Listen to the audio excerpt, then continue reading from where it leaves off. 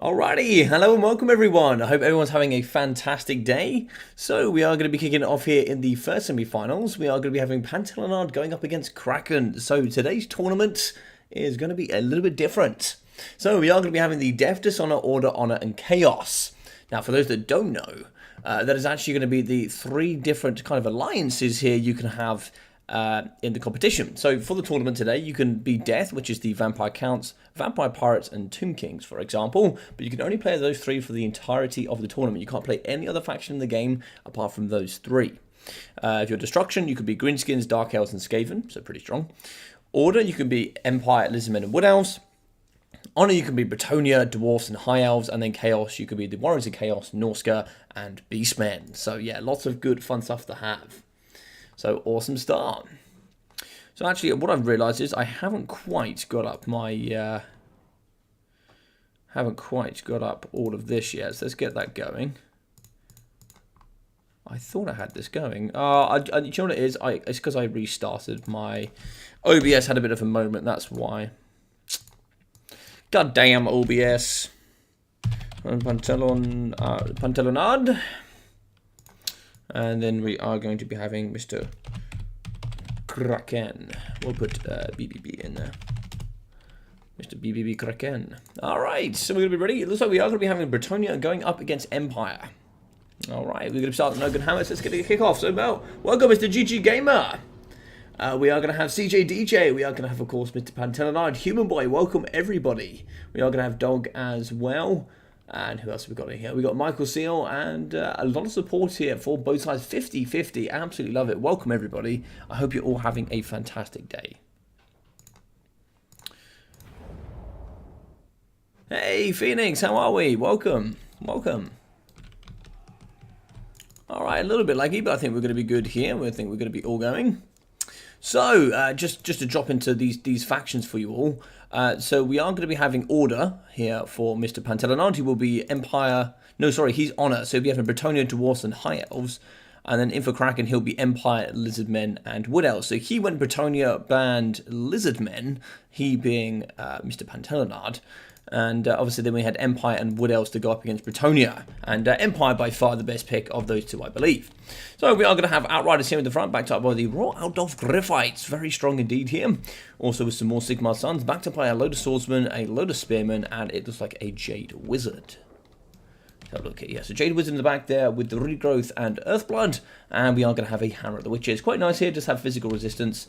So this bad boy here can, certainly do the business. It's pretty tanky as well, certainly for artillery crew. So we're going to have the Arc Lector in the back. He is going to be the Lord Choice, the Arc Lector. He's going to be here with the Grand Soulfire, the Grand Shield of Faith, the Grand Hammer of Sigmar, Divine Power, and Benediction. So we did see a nice, gorgeous unit in the back here of the beautiful puppies of the Empire. We are going to have the Demogryph Knight Halberds, the amazing boys. I believe we saw the Regiment of Renown here as well. There's some more Demogryph Knight Halberds. I swear to God we saw the Regiment of Renown. Ah, there we go. Nice, the boys in blue. We are going to have the Royal Aldolf Griffites. Look at these bad boys. Definitely one of my favourite cavalry units in the game. Will there be 2v2? Will there be 2v2s? I don't think so. I was going to play, but I don't have Warhammer 2 installed anymore. No! The legendary Warhammer 2 is gone. And by the way, I hope you can all hear me very, very well. I have my brand new microphone in front of me. So I might sound a little bit different. I might sound the same. I don't really know. So do let me know what the quality's like. I've got a bunch of things coming here to help with the YouTube. Doing a massive revamp on the Discord. So we'll be getting into that shortly. So at the front here, Mounted German Archers coming in for Pantelanard, mixing in with a bucket load of the Peasant mobs. So quite a few of those indeed. Here we are going to be having some men-at-arms throughout the battlefield. And in the back we are going to be having the Peasant Bowmen. So lots of those bad boys indeed. We are going to be having the Questing Knights. It's like 1, 2, maybe 3, 4? Yeah, 4 units of Questing Knights here with the King Luen Leoncoeur, of course, as the man in the front. Here on Bequise. Here with the Sword of Couronne, the Lion Shield, Stand Your Ground, also Foe Seeker and Ladies Champion. So yeah, quite a lot here to be had. Also a Damsel of Life there in the back with the Power Stone, Dwellers Below, Earthblood and Life Bloom. Yeah, it's a lot to be said, a lot to be had. And 125 range in the Mounted German. I thought it was 140. Maybe it's the Regiment of Renowned. But yeah, they can certainly do some good poke and stroke here. Outrider grenade launchers. Yeah, this is going to be painful. Oh my god, yep, that's a lot of battle farmers here that certainly aren't going to be falling in the front. And yeah, it looks pretty bad here, it looks pretty bad. So Quest Knights coming on the flank here. I don't know if halberds are going to perform that much better than just the regular Demogryph Knights. You know, I certainly do like the Terror from the Regiment of Renowned, but I certainly know a lot of people do like the regular Lance variety of the Demogryph Knights. Halberds can certainly do some good work though in sustained combat for sure. Now what sort of anti-large here are we talking about? So we're going to be at the anti-large of 25 there for the Regiment of Renown. So yeah, it's going to be pretty decent indeed. So it looks like King Leon Kerr is going to be on the floor. No net here. Looks like the halberds might be trying to see if they can get a bit of a snap. Or they are going to catch on. That's quite interesting. Sandra Grand activated for that plus 24 melee defense. Bringing it up to the Ulala 69. Got Slanesh here in today. Well yeah, we're going to be fighting behind. Nice rear charge here on the Royal Outlaw Gryphites. The Sons of Sigmar here going to be holding their shields nice and high here with the cream and green.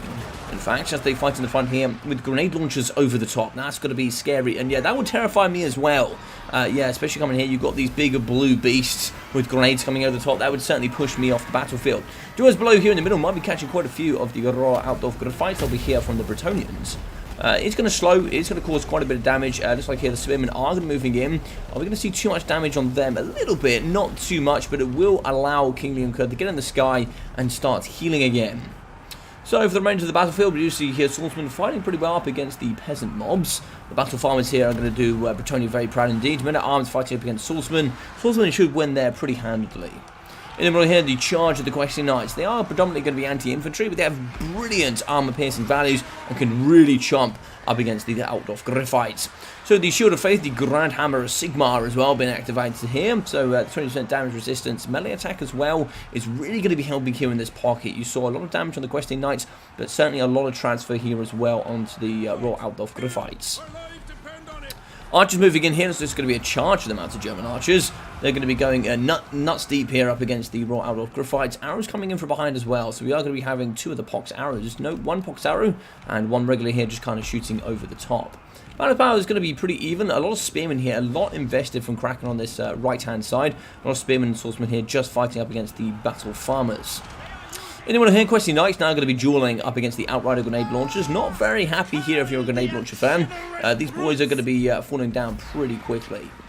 It's going to be a bit of a blob in the back here, and this could be a bit of a throw. King Leon Kerr is going to be falling. He's going to be using the magic resistance and a Dwellers Below. Really smart there. That is going to negate a lot of the damage here coming from his own spell. Charging in here with the Questing Knights. We do break with King Leon Kerr, so that's actually going to be the end of his healing there from the Ladies Champion. We are going to see potentially an Earthblood here somewhere. That's actually going to be coming out of the Jade Wizard. But King Leon Kerr, he will come back if he can reach the skies, but it all depends. Charging down here for the Art Lector, 66 speed. He's not going to be able to quite reach that, but 120 armor for the man. That is tank indeed.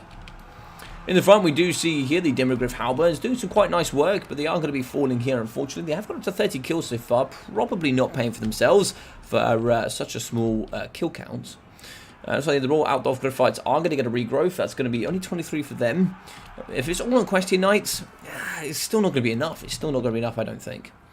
So King Leon Kerr is going to be in the sky. We don't have regrowth, but we do have Earthblood, so we could do some nice work. Looks like maybe a charge here up against the Demogryph Halberds. 100 speed here for the man in the sky. Can certainly do some lovely work indeed. In the back here, we are going to be having two of the Questing Knights. Maybe an Earthblood 2 here in the pocket could do quite nicely. We are going to catch all three, including... Oh, actually, maybe not the Damsel. But looks like here we are going to be charging away with the Questing Knights. Don't really want to stay here too long. Too many of those pokey sticks. So balance of power here is going to be pretty even, but I think it's for the majority going to be favouring the Bretonnians pretty heavily. They've still got some good meaty cavalry going around. They've got archers here dotted throughout the back pocket. We're going to have 1, 2, 3 archers, 4 archers ready to go, mounted Roman archers here towards the end, and just a bucketload of state troops. So I don't think it's going to be looking too good here for the Sons of Sigmar. In the back though, we do see the Questing Knights shouting up against the Royal Outlaw Gryphites, so very nice work there. Spearmen are still going to be doing the good stroke and poke here up against the cavalry, but these do have 80 armour. I'm not too sure what the armor piercing values here of the Spearmen. It's probably not going to be too high here. A 6 is not bad. 6 is not bad. Bonus that's large 15 as well. That's pretty impressive for a unit that costs 375 for sure. In the back though, you can see the Hammer of the Witches. The crew's actually got 59 kills. I'd love to know what sort of value. I didn't really focus too much, but 800. So it's not going to quite pay for itself, but you know, some good kills nonetheless here, as long as it was all on cavalry models. In the middle, swordsmen are going to be breaking. 26 models left here. Going to be at 500 HP. Probably not going to see any return from them. And it's like here, the Sons of Sigma are going to be falling to the usual fate of just mass infantry and cavalry. In the middle here, 3 units of the Rangers. Still lots of ammunition here to be spared. And we're certainly going to be fighting in the pocket. Now, this little bunch up here, yeah, it could be a bit problematic. We are going to see quite a few arrows firing into the back here. And these spearmen, they don't have shields. So they're going to be taking a lot of arrow fire. 30 armor is not going to be enough here to stop these dirty, sweaty peasants from just ripping them a new one here from just mass arrow fire. So just like the cannons are coming back, but they are going to be getting shot here by the pox arrows, and they're going to be taking quite a bit of damage indeed. Questing Knights will be moving around the back here. We can certainly get these bad boys in and around and doing all the good work indeed. In the frontier, peasant mobs are going to be returning to the battlefield. We do actually get just like the Lion Shield, Stand Your Ground, and Foeseeker there going out from the big man, charging up against the Jade Wizard. It looks like here we do actually get the Grand Shield of Faith. We are actually going to get a Grand Soul Fight here in the pocket as well. Should do some good damage up against the Men at Arms. But for the cavalry, they'll pretty much finish off the rest here, I'm sure. So we get a nice overview. We see some pokey sticks in the back. We are going to see pushing off here with the Jade Wizard. And it looks like here the Hammer of the Witches has been done. That is going to be shattered. We are so close to army losses here. It's pretty much going to be the Arc Lector versus the world. He's going to be fighting. He's going to have 120 armor, so he's going to be pretty tanky. But King Leon Kerr is going to cycle charge this man to death. He's going to be holding quite true, quite strong. We are going to have the damage resistance. Melee attack increases as well. And there we go. He's going to be terrified. GG's, well played.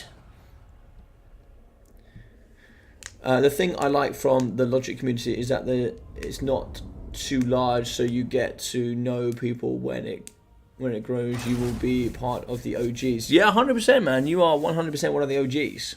100%. 100%. Will there be 2v2 tournaments? There will be some 2v2 tournaments, not here in Warhammer 2. This is going to be the final Total War Warhammer 2 tournament. I believe I will be doing here for Total War Warhammer 2. As of tomorrow, I will be going over to Warhammer 3, and we'll be having some content from there. I've been playing lots and lots and lots of games. I've done about 40 hours over the last week, so done a lot of hours indeed. Hey, Mr. Blackthorn, how are we? Welcome, my friend. So, first victory here is going to be going to Pantalanard here and the Bretonnians. The man, the myth, the legend here is going to be bringing the big dubski. So, it's going to be 1-0 there for him. Lovely work indeed. Let's get in on the middle. Not that one. Let's sort this out, shall we?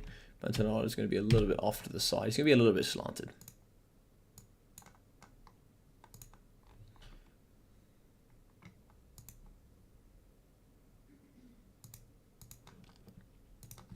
Let's move Kraken back to the middle as well.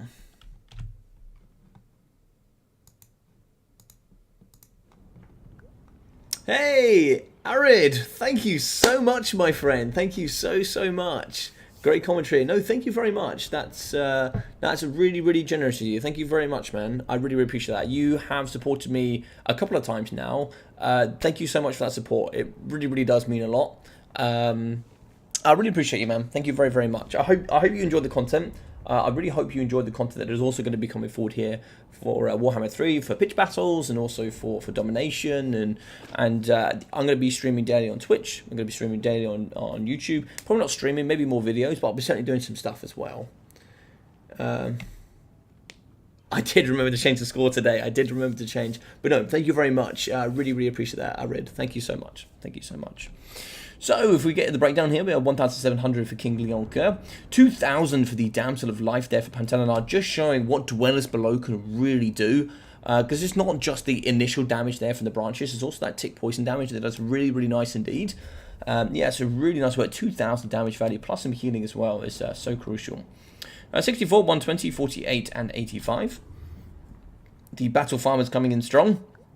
The boys, only one of them paying for themselves, but of course, you know, they are veterans. They will come back to slay again. But 250, 130, 320, and 280 there for them in arms, with 600, 260, 440, and 140 there for the peasant bowmen. 1,083 there for the questing knights, 1,260, 820, and 903 there for all the boys. So yeah, some pretty good performances overall. Of course, these are going to be quite expensive, but you know, they are going to be predominantly paying for themselves. 122, 360 there for the Mighty German Archers. And let's have a look. Raw Altdorf Griffites, 1,800, 530, and 1,100. So you can see the kind of the count is pretty low, but you've got some good value there. The Raw Altdorf Griffites certainly got their halberds around the flank there of King Leon Kerr. They did actually kill some of the Question Knights as well, hence the numbers, but you could see 16 models there. Yeah, a little bit lackluster. 1.8k. Yeah, it's a tough one. It's a tough one. Yeah. 136 there for the Outriders. 831 though for the Hammer of the Witches is pretty good. 550 there for the Sigma Suns with 140, 220, and 150 there with 220, 440, 180, 400 from the Spearman with 21 there for the Jade Wizard and 650 for the Arc Lector. Yeah, very good. And that's also with increased stats here as well. That's going to be with the damage resistance. That's also going to be there with the melee attack buffs. Also having the Grand Soulfire here with the Arc Lector. Yeah, thank you so much, Arid, as well. And for anybody here that does want to, there is a little join button now on the channel. For anybody that wants to do that and, you know, wants to support me, either like Arid here, which is, thank you yet again, thank you so much. You can either support me like that, or you could join the channel. And if you join the channel, there's going to be some members. So I've been doing some polls on the channel. There's going to be some members polls as well. There's going to be some stuff on the Discord that if you are either a member here on YouTube, or if you're going to be a member there on Twitch, there'll be a special location in Discord and on the YouTube with also Twitch where you can vote what content you want to see. And then I'll be doing, you know, elements per month where I just do a members thing where you guys can come in and join, and you know, it'll be what you guys vote for. And then pretty much the rest of the month, you know, be a big collated thing. Yeah. I might have to donate 50 for the quality of streams and vids. Thank you very much, man. I mean, it's entirely up to you. It's entirely up to you. But yeah, there's going to be so much stuff. Hey, Mihawk, how you doing, man? How you doing? But no, thank you very much for the support, guys. And even just watching and leaving a like, subscribing, it really does help on the channel. It really all of it helps. All of it helps. And of course, you know, the quicker I can get to financially supporting myself, you know, I've just upgraded the mic today. I'm going to be upgrading the camera, going to be getting a green screen. I'm putting a lot of work into the Discord itself. I'm putting a lot of effort and time into the game. You know, me and Ducky, I've played nearly 40 hours in the last 6 days. And like, I didn't even get it till, what, 5, 6 o'clock? I think it was 6 o'clock in the end. I actually didn't even start playing it till 6, 7 o'clock on last Thursday. So, you know, I've had it pretty much for 6.5 days. I've just been trying to play as much as I can, get as much replay as I can, get as much knowledge as I can. Yeah, there's some crazy stuff to come forward for sure for the live streams. Yeah, 100%. Yeah. Warhammer 3 is a costly beast for sure. Is a costly beast. It should be.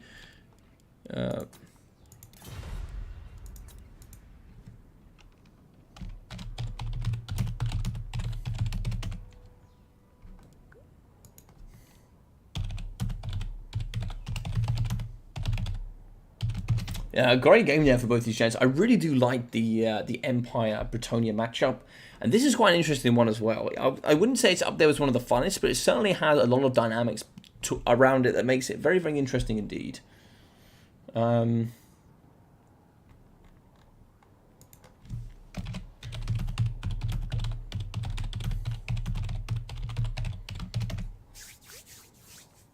Welcome, Mr. Blackthorn. Welcome here. Welcome to the Hall of the Dwarfs. Welcome, my friend. Welcome, my big, burly, bearded friend. How are we? Thank you very much for becoming a member, my friend. I really appreciate that. Thank you very much. And welcome. Welcome. Yeah, so for any of you guys that, you know, do jump in, that do become a member today, I'll be linking it to the Discord as well, so you guys will have a nice little juicy tag for yourselves. And also, you'll be able to hop on to onto the YouTube, go onto channel polls, and there'll be a nice little thing for you guys to vote on for one of the contents I'm going to be doing next week. So there's been some juicy games between me and Duck, some really juicy ones. There was one game I had like 700 tickets, and Ducky had about 4,200, and I get a nice juicy reverse sweep to win the game. Oh, can't wait to cast it. Can't wait. You'll have to wait to the 14th for that one, but. Oh, it's a good game. It's a good game, and he did the same to me as well. To be fair, it's a very interesting game for sure. All right, so no need to change. Oh, nice. This matchup was horrible. It needs to be done. Slay everything without a beard. Slay everything without a beard. Yeah, but thank you very much, man. Hopefully with a domination mode, I will play Dowie again. Yeah, I hope so. I hope Kraken rushes so we don't get 25-minute game. Yeah, I mean, yeah, we'll have to see. We'll have to see, won't we, really? Yeah, we'll have to see how the matchup goes. I think there's a couple of ways you can play it. I think there's certain ways you have to play it. Yeah.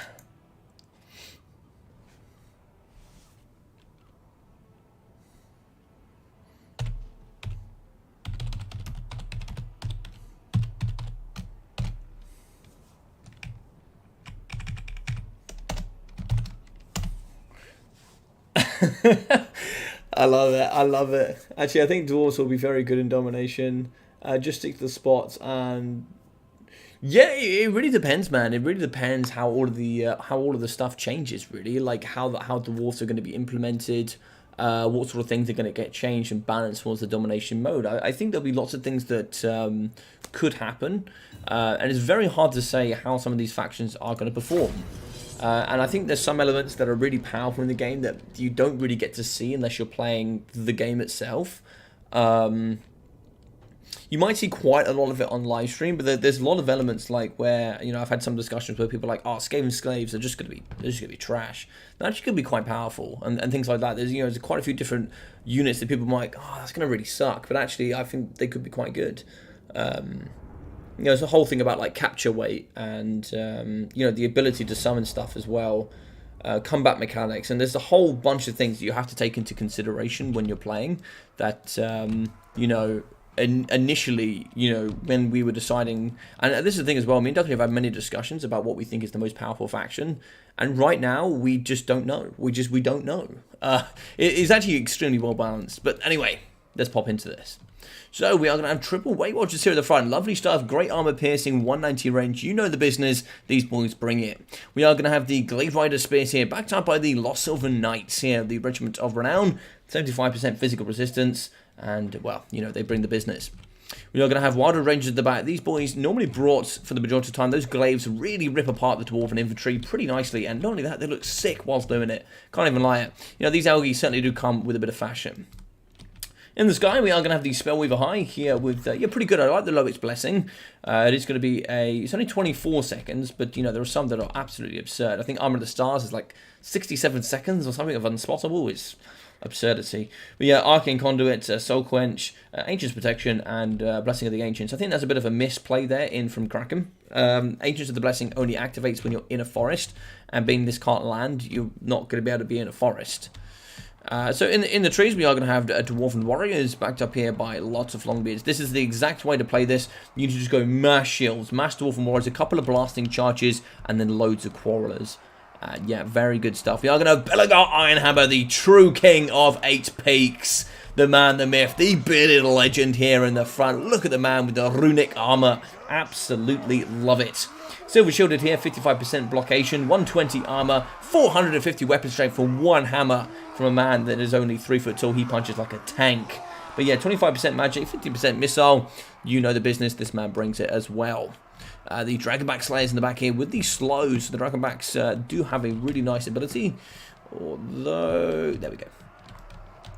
These ones here in the trees. These ones in the tree, they do actually have the power of the Dragonback, which actually has a slow and actually imbues a fire weakness. Not necessarily always that useful, but like fighting with the Warriors of Dragonfire Pass, etc. can be quite a nice trade-off. We are going to be seeing magic resistance and physical resistance here for the bad boys as well. So yeah, good stuff indeed. So Weight Watchers, they're going to be kiting in the front. Longbeards will negate a lot of the incoming missiles. Here in the top, I actually like the Dragonbacks are in the trees as well. 40 speed with the slow. You don't really want to be losing that too early doors. Weight Watchers, they're going to do the kite. They're going to do the business. You pretty much just want to drop back here with your archers. Don't really want to be engaged in that too much. Charge them back here with the Dwarf Warriors. Lost Silver Knights here. They're going to get busy. Yeah, they're going to get in, they're going to do the work. Soul Quenchers as well. They're going to see the lady come around the side here. You've seen the business before. It's going to be going down the line here of the Dwarf Warriors and Longbeards. Arrows over the top, they are going to be firing, and it looks like here they are going to be hitting quite hard there on the Quarrelers. But you can see in return, just 3 units of Weight Watchers, they're going to be getting shot pretty hard here by the Rangers. So, arrows in the front here, we are going to be shooting against Longbeards, but we actually know we're going to be going over the top here. I like the push out as well, but you've got to be careful here. We do have 38 speed. I thought it was 40, but it's 38 there for the Wildwood Rangers. The bad boys can certainly find some little holes to slither in here and, you know, certainly do some good compromisation for sure. So in the back here, of course, with Belagar, we are going to be having no magic. He will be pretty cheap, but there is going to be no magic, so it's something there to take into consideration. Yeah, it's going to be a nice soul quench down the line of the Longbeards. Arrow fire over the top, that's going to be one volley there into the front of the Longbeard. So 100 armor, not really going to help too much. I actually prefer having my Dwarf Warriors at the front, because armor-piercing arrows like the Weight Watchers pretty much going to shred just the same up against Longbeards as they will here up against the Warriors. So, yeah, I don't know. Interesting to think. But the Glade Rider Spear has been well dealt with here in the backside. Of course, they had the sneaky ambush Slayers here, I'm sure, somewhere. Notice that Slayers actually moved across. But the Urkram Runners, yeah, that's going to be nice to save from those. Those blasting charges, they are going to be crucial. So it's going to be a bit of a kite game here. You can see these boys are going to be shooting to the front. You can see the Longbeards are moving forward, but they don't want to move too far forward. You can see the Glaives are going to be getting ready to come in. Glaives are going to return to the front line. Good arrows here into the backside of the Lost Sylvan Knights. You've got to be careful here. The Rangers are coming forward, and these bad boys actually maybe even prefer in this matchup maybe Rangers over Quarrelers. It really depends though. If you go deep with Scouts, Quarrelers are better, but if you go here with the Weight Watchers, it is always infinitely better to go with Rangers, because then they're not paying for the armor, they're paying for the stalk. It makes them just a little bit, you know, a little bit better there. So nice little bait and switch there. You're going to come in and out, shake it all about, and here we go. We have the Hokey Pokey. It's ready to come in, do all the work here, and you're just going to make sure you've got some of those units nice and close by to support here up against these Wildwood Rangers. But it looks like here the Hokey Pokey is going to turn around, and it's not going to want to do too much of that, but they are going to be getting shot here by the Rangers. They'll do some good work here. Wildwoods only have 40 armor, so we'll have to see when they come back. But yeah, there's a bit of damage, but I'd say for the most part here, the Weight Watchers, you know, they're giving the business here to the Quarrelers, and I think that it could be a little bit troublesome here. In the back, Rangers aren't going to be shooting in. You've got to be careful there. You've got to shoot these Weight Watchers, I think. We've got 13 ammunition here, 13 here, and 14 here. But my boy, he's a Dwarven main now. He's joined the ranks of the men here with the big beards. He knows how to play these Dwarves, and I have faith still. Even though we're going to be losing 3 units here of the Quarrelers and Rangers, I still have faith. I still have faith. So coming down the line here, probably aiming at the Rangers here, I would imagine. Notice it's going to be going down the line there. Oh, that's a juicy one there on the Longbeards.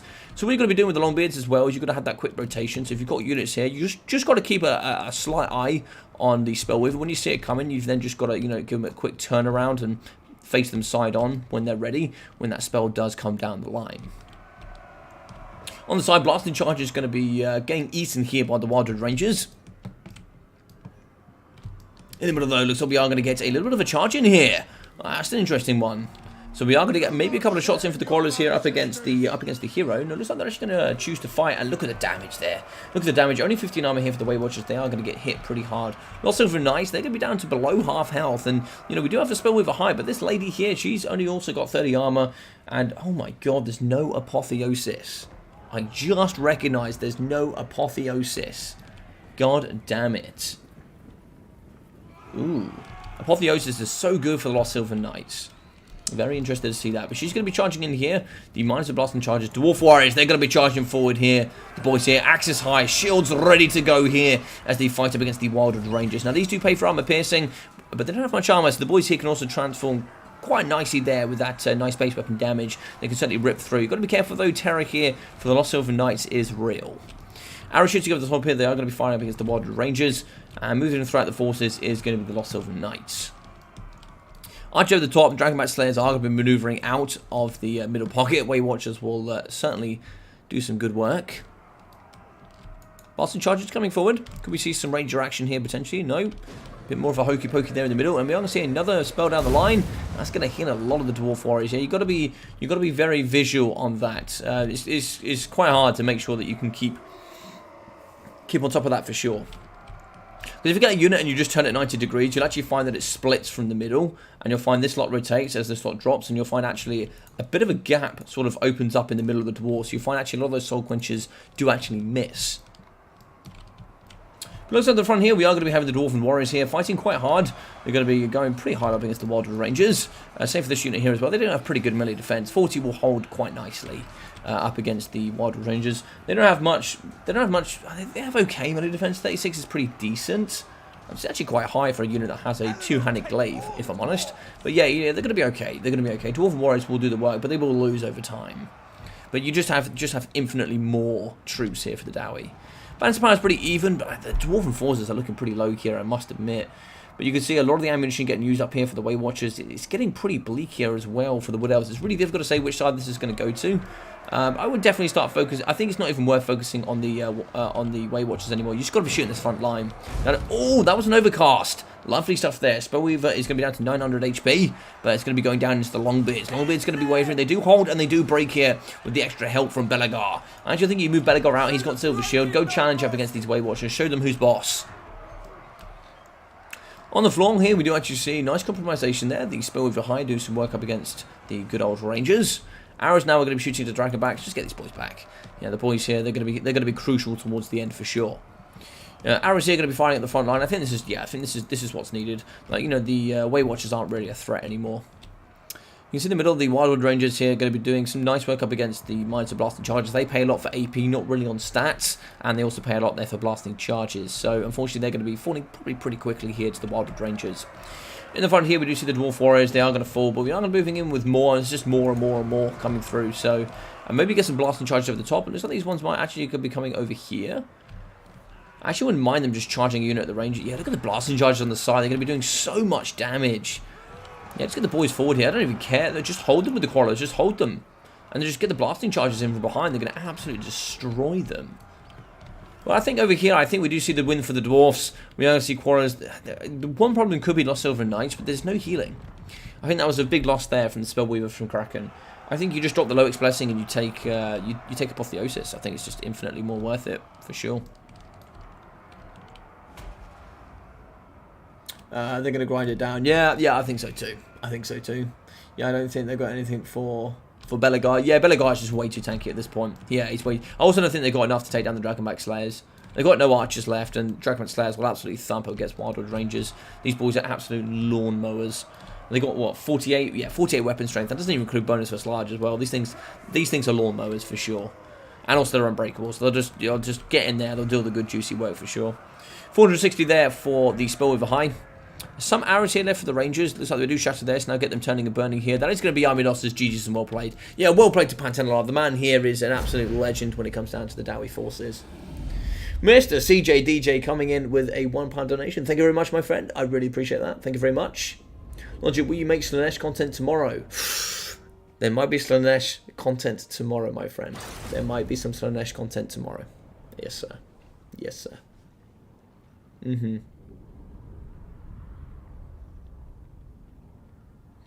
Ami Lussies, indeed. GG's. So, we got 165, then 1,440 for the Spellweaver. We've got 450, 230 with 844, 350, and 540 there for the Wildwood Rangers. 940, 1,100, and 1,000 there for the Way Watchers. So, I don't think any of them paying for themselves. It looks like here we're also going to be having 180 there for the Gladeguard Spears, with 990 for the Lost Silver Knights. So, Belegar, the Chad Hammer, is going to be having 513, 380, 230, 430, 220 there for the Longbeards, with 460, 460, 190, and also here 330 for the Warriors. 350, 350, and 480 there for the Urkram Miners, with 1,000, 1,000, 670, 550, 700, and 370 for the Quarrelers.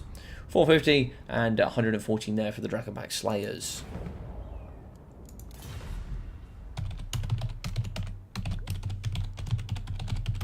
Great series, gents. Fantastic series. Really enjoyed that. I hope you play in Total Warhammer 3.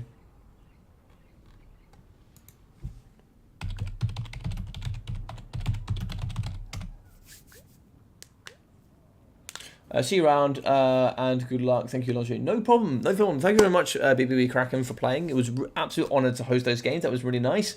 Good luck to... Oh, it's Rusty and Bowmore next. See you in the final.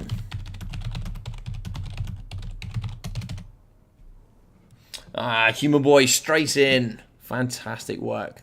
So, here in the other semi is going to be Rusty.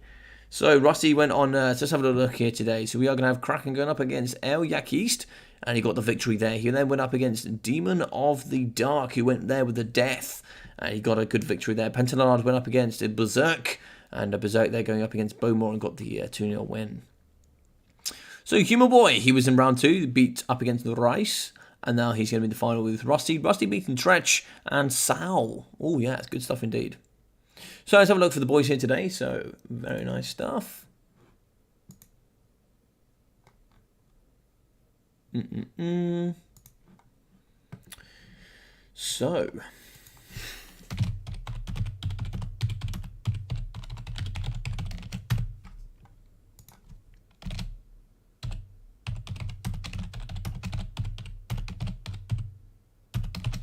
So I assume Human Boy is playing Destruction. I would assume, because it has a Scaven. Yes, he is. And, oh, Chaos for Rusty. Very interesting.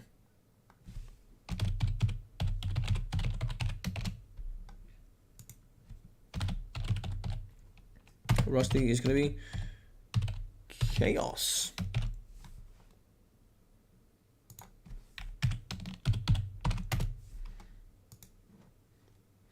Hey, Kraken! Thank you very much, man, for playing. That was really awesome. Yeah, I understand during the game when you spammed Soul Quench. I was like, goddamn, where is my apotheosis? Yeah, I did think that might have been a bit of a mistake. I was like, oh, there's no apotheosis and you've got Lost Silver Knights? No way.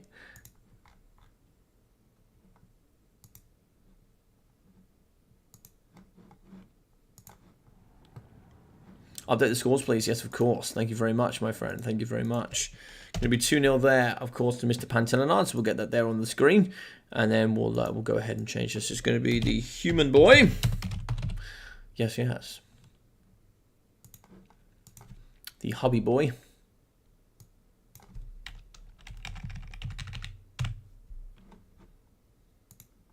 And we are going to be having Mr. Rusty.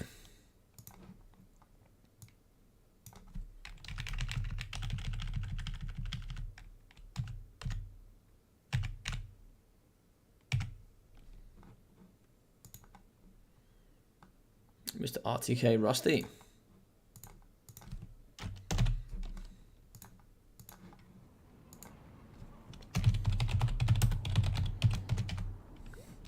Welcome, gents. So, Oakenhammer to start.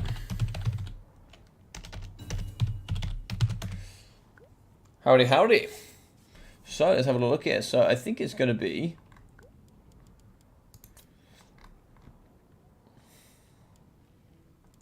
Oh, what does previous mean? I have no idea what previous means. Bear with... Yeah, I kind of got to go Chaos, right? I assume he banned Beastmen. Just don't want to face Beastmen. Yeah, fair enough. Yeah, okay, fair. So it's going to be Skaven, and then we're going to be... I do wonder, though. Yeah, I mean, it's his best faction, right? So I guess you've got to start with it. You ban Beastmen, it's not too bad. Yeah, it was really cool games, right, Blackthorn? Yeah, I really enjoyed that, yeah. Both players are cool, but I have to go with obviously not a rat Human Boy. Indeed. All right, Daniel coming, or Daniel coming in here with coming with a bit of Human Boy support. Love it, love it, love it. Yeah, so it's going to be Human Boy. We'll be having the Greenskins, Skaven, and then I believe the Dark Elves will be the one.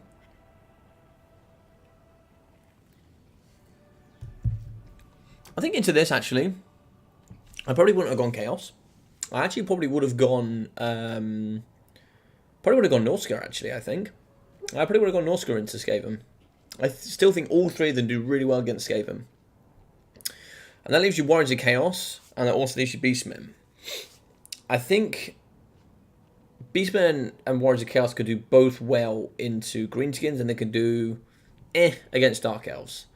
But, you know, you've got probably your weakest one of the three that can do pretty well up against the Skaven. I think they just struggle against the other two. So, yeah. I probably would have gone. Probably would have gone Norska here. I think Rusty couldn't have asked for a better start. I think, yeah. Watch out, Rusty. Human Boy SS is a very good box play with Skaven. Yeah, it's indeed chasing. Yeah, it's actually his main faction, Human Boy. He plays a lot of the rat men for sure. He plays a lot of the rat men. So, Mr. Pantelanard. So, for those that don't know, if Pantelanard does win today, which, you know, fingers crossed, just because I want it for him. But if he does win today, he will, of course, be becoming the Fanta Lemonade, I hope.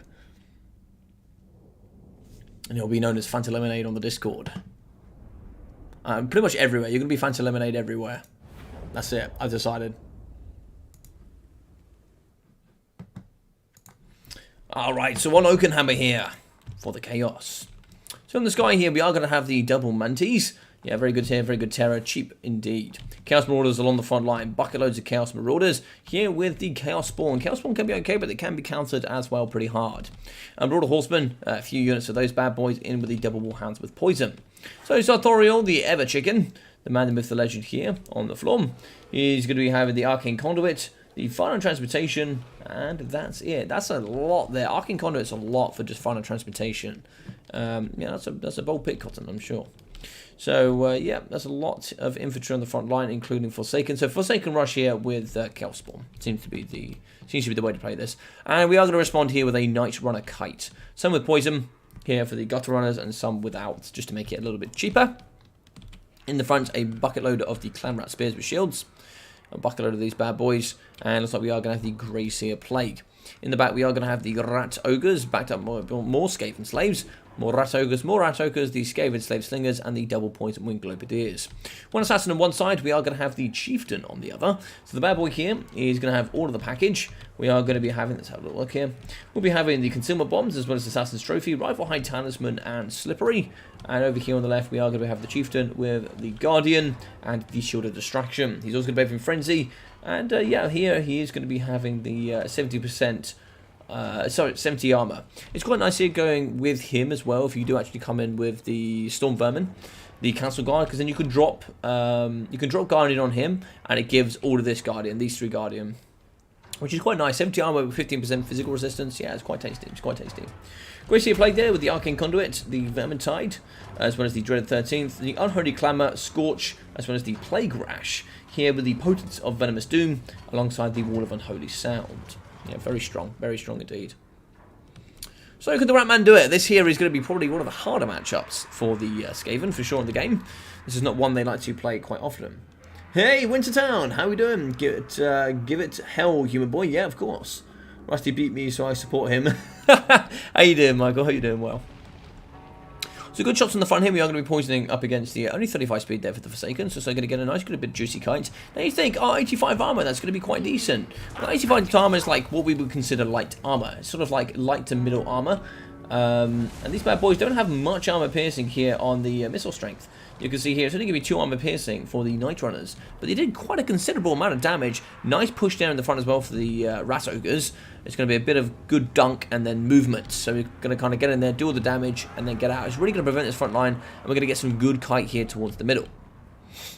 Wolfrats really trying to get around the side. Wolfrats will handedly lose to Rat Ogres pretty damn quickly as well. But you can see here, he's really trying to get the Wolfrats into the middle to try and compromise these Gutter Runners. Now these are going to have to pull through the infantry line, and that's where the Rat Ogres are going to be ready to snap on.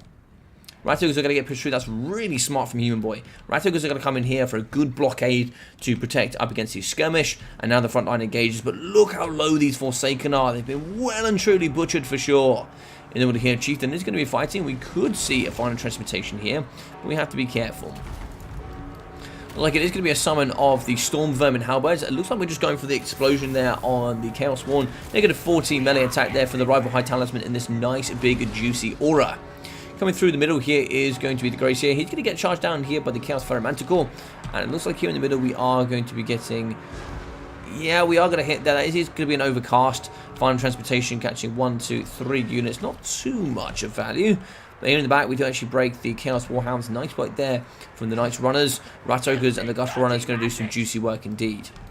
Now, it's like the skirmish is going to be at the front of the army, which is a bit of an interesting one. Certainly wanted to see that getting sort of round into the back here, doing all the good work if it could. Because then he can sort of get in the back and start compromising some of the Skaven slaves and doing all these kind of things. But so we're going to be jumping on the front here. What do we see in the middle of the assassin alongside Sarthoriel here, fighting up against the chieftain as well. So it's like they're going for a big goon here on the chieftain. Looks like we have the Chaos Romantical in as well, doing some nice juicy work. On the outsides here, what do we see? I don't know what these swirls are for. It looks like here the Storm Vermin Halberds are going to do some nice work up against the Marauders. It looks like here Gutter Runners are moving in for melee combat as well. And the Chaos Spawn aren't going to be falling down here. Hume Boy doing some great work indeed. So we break with the Marauder Horseman there in the middle. And we're certainly going to get pushed off here by... And that's going to be a pull. Yeah, GG's well played. GG's well played. Hey, Mr. Caradog, how are we? Welcome, my friend. Welcome. Welcome, welcome, welcome, welcome, welcome. Oh, we've got a lot of support here for Mr. Human Boy. Love it. Good juicy stuff indeed. Brilliant army here from Human Boy. So 322, 370, and 550 there for the chieftain. With 111-0 there for the Skaven slaves. Claret Spears in at 240, 270, with 360, 150, and 150. 220 there for the Skaven slave slingers. Of course, when they're going to be shooting here up against the Chaos Spawn, they can do some nice work. We've got 500 there for the Knight Runners with 406. And it's like here we're going to have 430, 460 from the Double Poison Wing Globes with looks like 600 and 630 from the with the Gutter Runner Poisons. 360, 150, and 250 there for the Rat Ogres, and they're going to be full health. Well, I mean, I think it's also model count, right? So I think they had 4 map models. So yeah, very good stuff indeed. Yeah, GG's well played indeed. GG's well played. Very, very good stuff. Very, very good stuff. Yeah, that's certainly textbook there coming in from Humour Boy. That's certainly how to play that match up.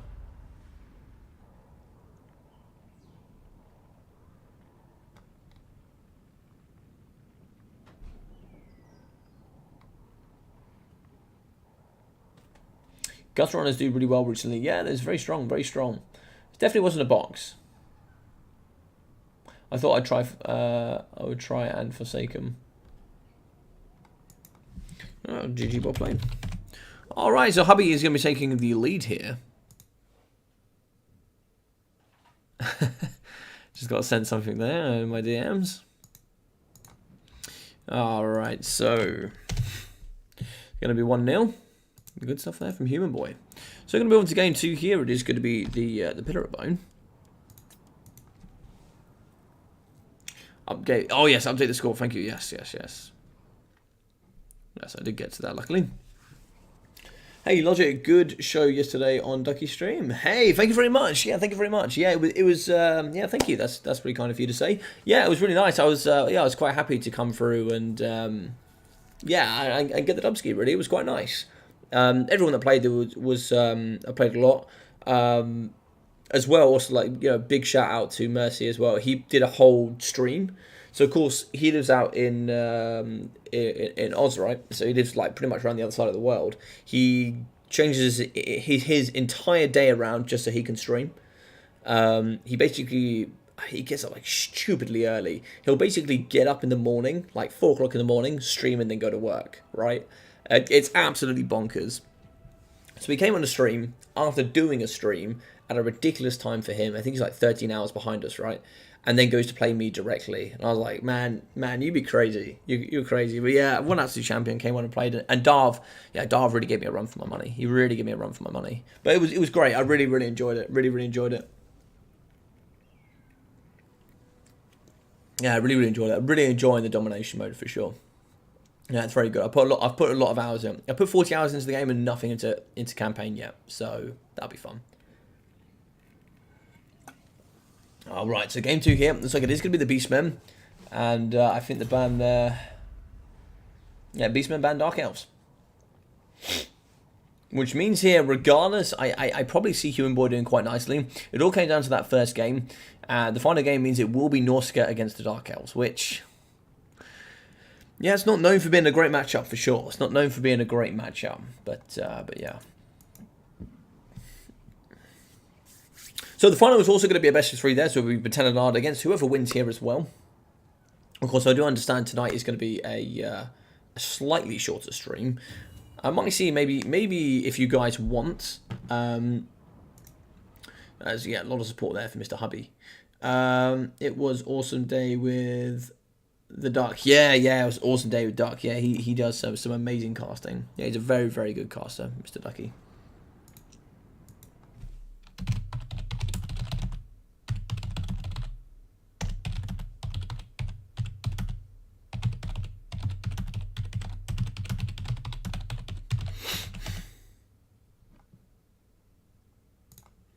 Chasing Rainbow's logic. I've heard a lot of good things about Domination mode, but what are your main criticisms?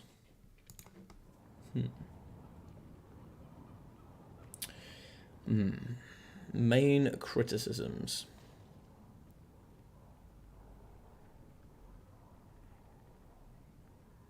That's a good thought. I'll have to think about that. Maybe one that I've noticed recently could be an issue, but I think it's being solved anyway. Is probably just the combat mechanic. Has probably been the only thing that I've seen as a problem chasing rainbows. Yeah, probably. It's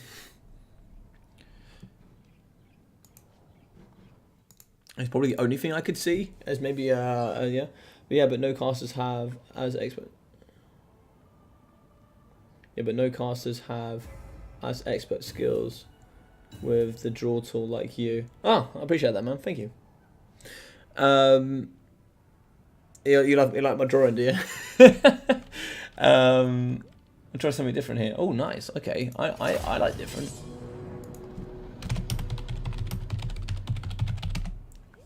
I like different. Yeah, I see maybe the combat mechanic is maybe the only thing that's slightly a bit of an issue at the moment. It can be a problem. It can be a problem. It's proved once or twice to be a significant problem for sure. Yeah. There's a couple of early games me and Ducky have had where like one of us is like hugely dominating, then it sort of gets flipped on us. And with like the combat mechanic, there was one point where I was sort of about 4,200 points, and then Ducky was about 500-600, and he was getting an extra 12 resources per second compared to me. And he pretty much had extra resources all the way until he got to about 4,000, and I stopped at 4,700. He triple capped me and then won. But because he had all those resources, he had mounted a massive army. I couldn't stop him. I couldn't stop him. It was too much. It was too much. It was too much, dare I say. I think he's actually going to be casting a game maybe tomorrow, I think, that where I literally just try and hold one flag with Khorne. I'm like 4.7k and I'm just trying to hold one against each. I just can't do it. But yeah. Anyway, let's pop in. So we are going to have double Toscal Chariots here with the Toscal Chariot Brace Shaman. Yeah, pretty standard stuff here. So here with the Traitor Kim, we are going to be having, it looks like Torox the Brass Bull. So the man, the myth, the legend here at the front going to be doing all the good work. The Brass Body here with Slaughter's Call as well. We are going to see a bucket load of the Ungors on the front. And we are going to have the triple best Gors. The best of the Gors here at the front. The boys going to do all the big work. Look at those masks. Ready to go here. Yeah, good armor piercing. They do actually need a lot of their charge bonus. 32 charge bonus for infantry is absolute absurdity, and they really do rely upon it.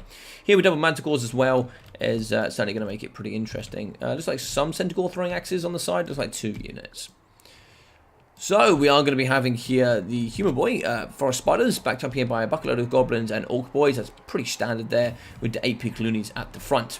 Time for your big uns here with the River Troll Hag. We are going to have the Night Goblin War Boss. Oh, the big boy here on the Squiggy Hopper.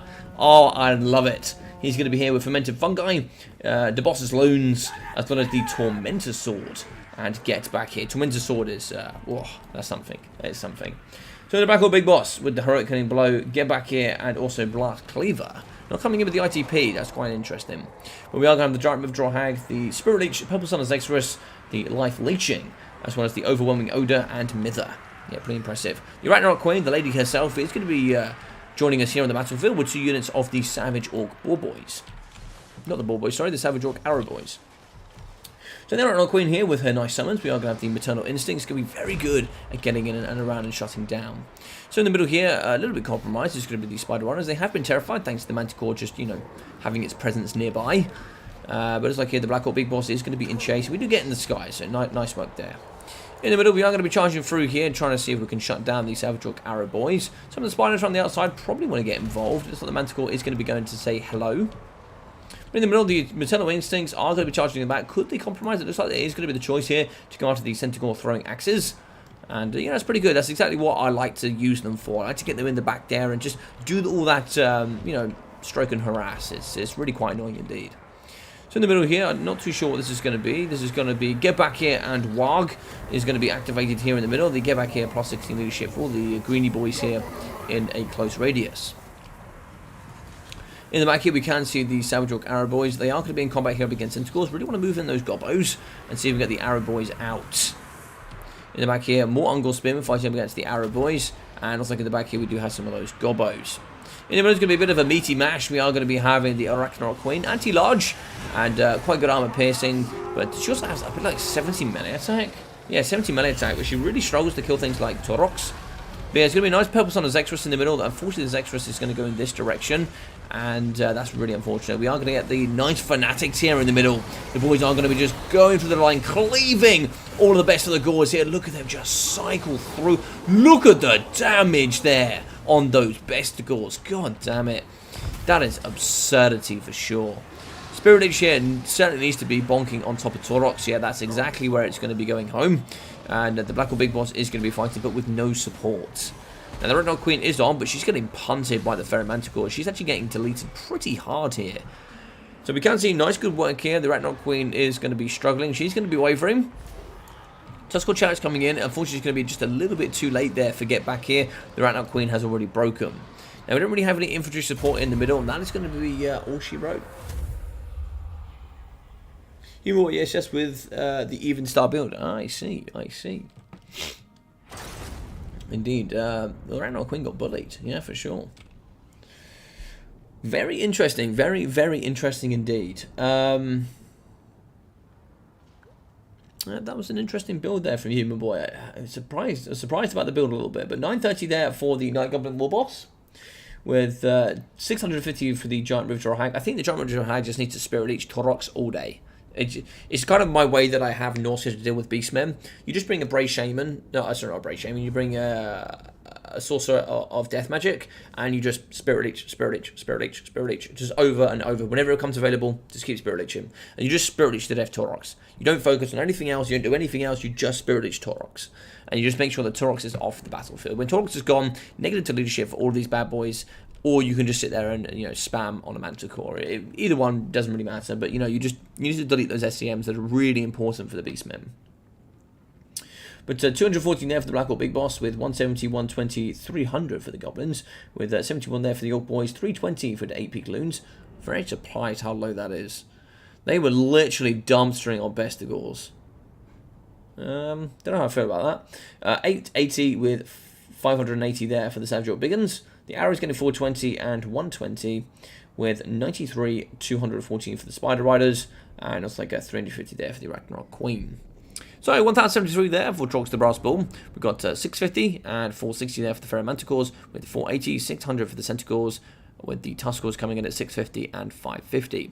So 570, 600 and 800 there for the Bestigors, with also 270, 250, 200, 360 and 183 there for the Ungol Spearmen. So for the Bray Shaman of the Wild, we got 501, and that was it. That's what she wrote. GG, very hard matchup for Greenskins. I actually think Debiggen. Debiggen is the way. Debiggen is the way. The map, ladies and gentlemen, is going to be the Southern Chaos Wastes.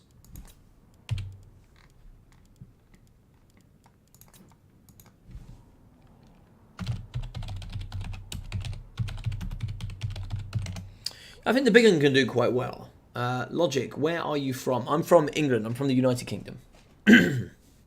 Yes, I'm from the United Kingdom. Why do we ask, Danielle? Wasn't human in RTK, or he just wasn't wearing the name? He is no longer part of RTK, I believe. I'm not too sure of the details, but I believe that he is no longer part of RTK. Maybe things have changed since, so I'm not too sure, but yes. But it might be better off asking Human Boy. Yo, what's up, Ducky? What's up, big boy? I was actually talking about you, actually. I was talking about some of our crazy gains. I actually had a pretty nice question. I was like, the question was, What is one criticism that or what is any criticisms I have of Domination? I said one of the criticisms I maybe have is maybe the combat mechanic is probably the only thing that is the only thing I can think of. Yeah. But other than that, I think it's an absolutely excellent game mode. I think it's absolutely excellent. I have very, very, very few things to say that is bad about it for sure. Quack, quack. Big quacks in the chat here for Ducky. Yeah, this boy has been absolutely turning it up here for the content here on Warhammer. The boy's been showing up.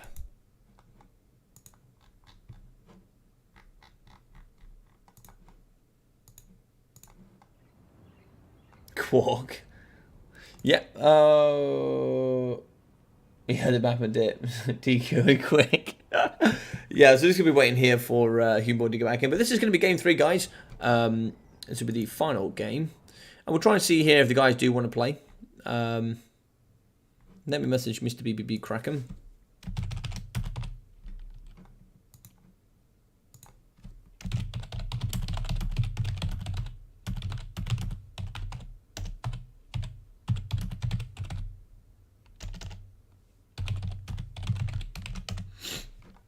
Maybe get a bronze match game in here for sure. I love combat mechanic in our recent games. Yeah, I know you do. I know you do. Getting absolutely thumped and then just destroying me.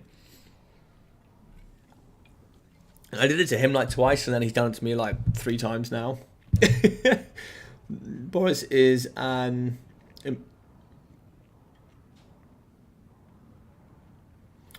Boris is that irreplaceable that he can't be controlled. Yeah, 100%.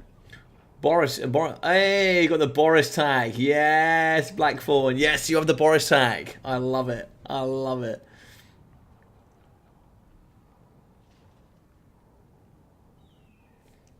I can't remember what ones you get actually. You should get like oh, you also got Pepe. I like Pepe, and you also got Slayer emoji and the and you got the Surprise Sisters. Yeah, there's some cool emojis. When I think when I hit 5 people, I think that become members on the channel, or at least, I think it's 5 or 10. The more I can do tournament chat. Lady flicked the internet switch. Oh no, tragic.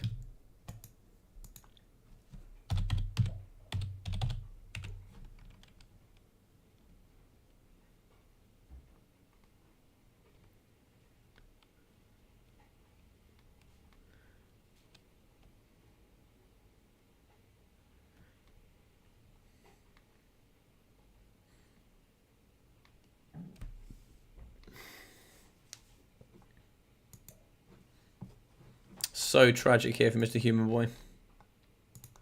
All right. Look, he's coming back online. Good morning, sir. All my arms are dead from the CV19 booster. Oh, sorry to hear that, man. Hopefully, yeah, just if they want to play them, Pantelanada. I was just asking if people want them, really. It's really up to people. We can just go straight into the final, I don't really mind, yeah. Combat mechanic is good, just needs some tweaking. Exactly, yeah, 100%. That's pretty much the only criticism I could think of. I actually couldn't think of anything else. Hey, the back, nice. It's unfortunately Mrs. Human Boy, or should we say Human Girl. Human Girl unfortunately flicked off the switch, so internet went bye-bye. But he's back now, we're ready to go. How you doing, Mr. Down on the Blunder? Hope you're doing very well. You're going to be on the other side of the world as well, so hope you're doing very well, my friend. Hopefully you're going to be feeling better today after your jabs.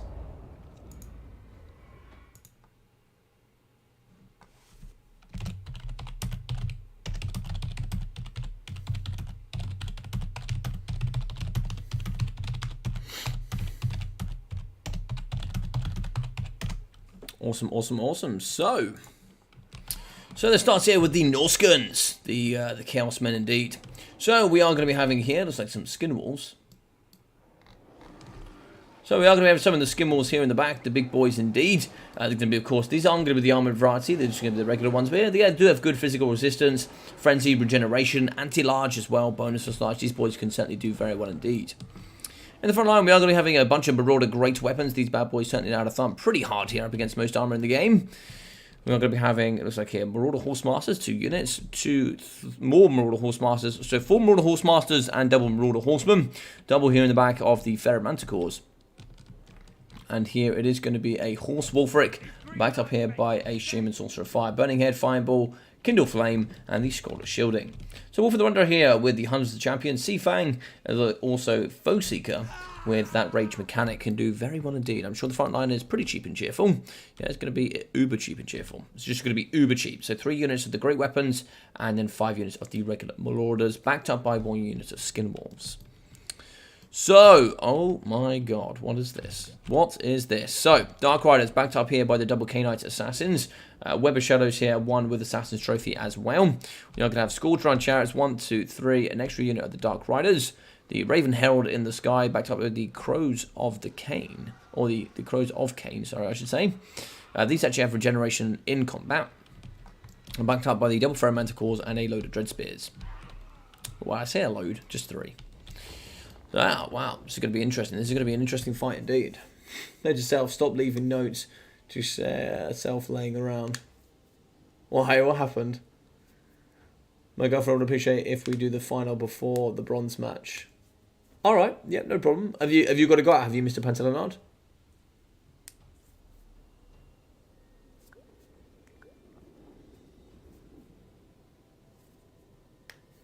I don't like come back at all. Maybe from my years as chess player, if you get dumpstered early, you should lose. Yeah, fair enough, fair enough. Yeah, I could somewhat agree to that as well. Yeah, I could somewhat agree to that. I think it just needs tuning down a little bit, but just to a point where it can assist, but it can't, like, change the game sort of thing, yeah. Is it me, or do all Warhammer players have a girlfriend? Is just the game a booster or something?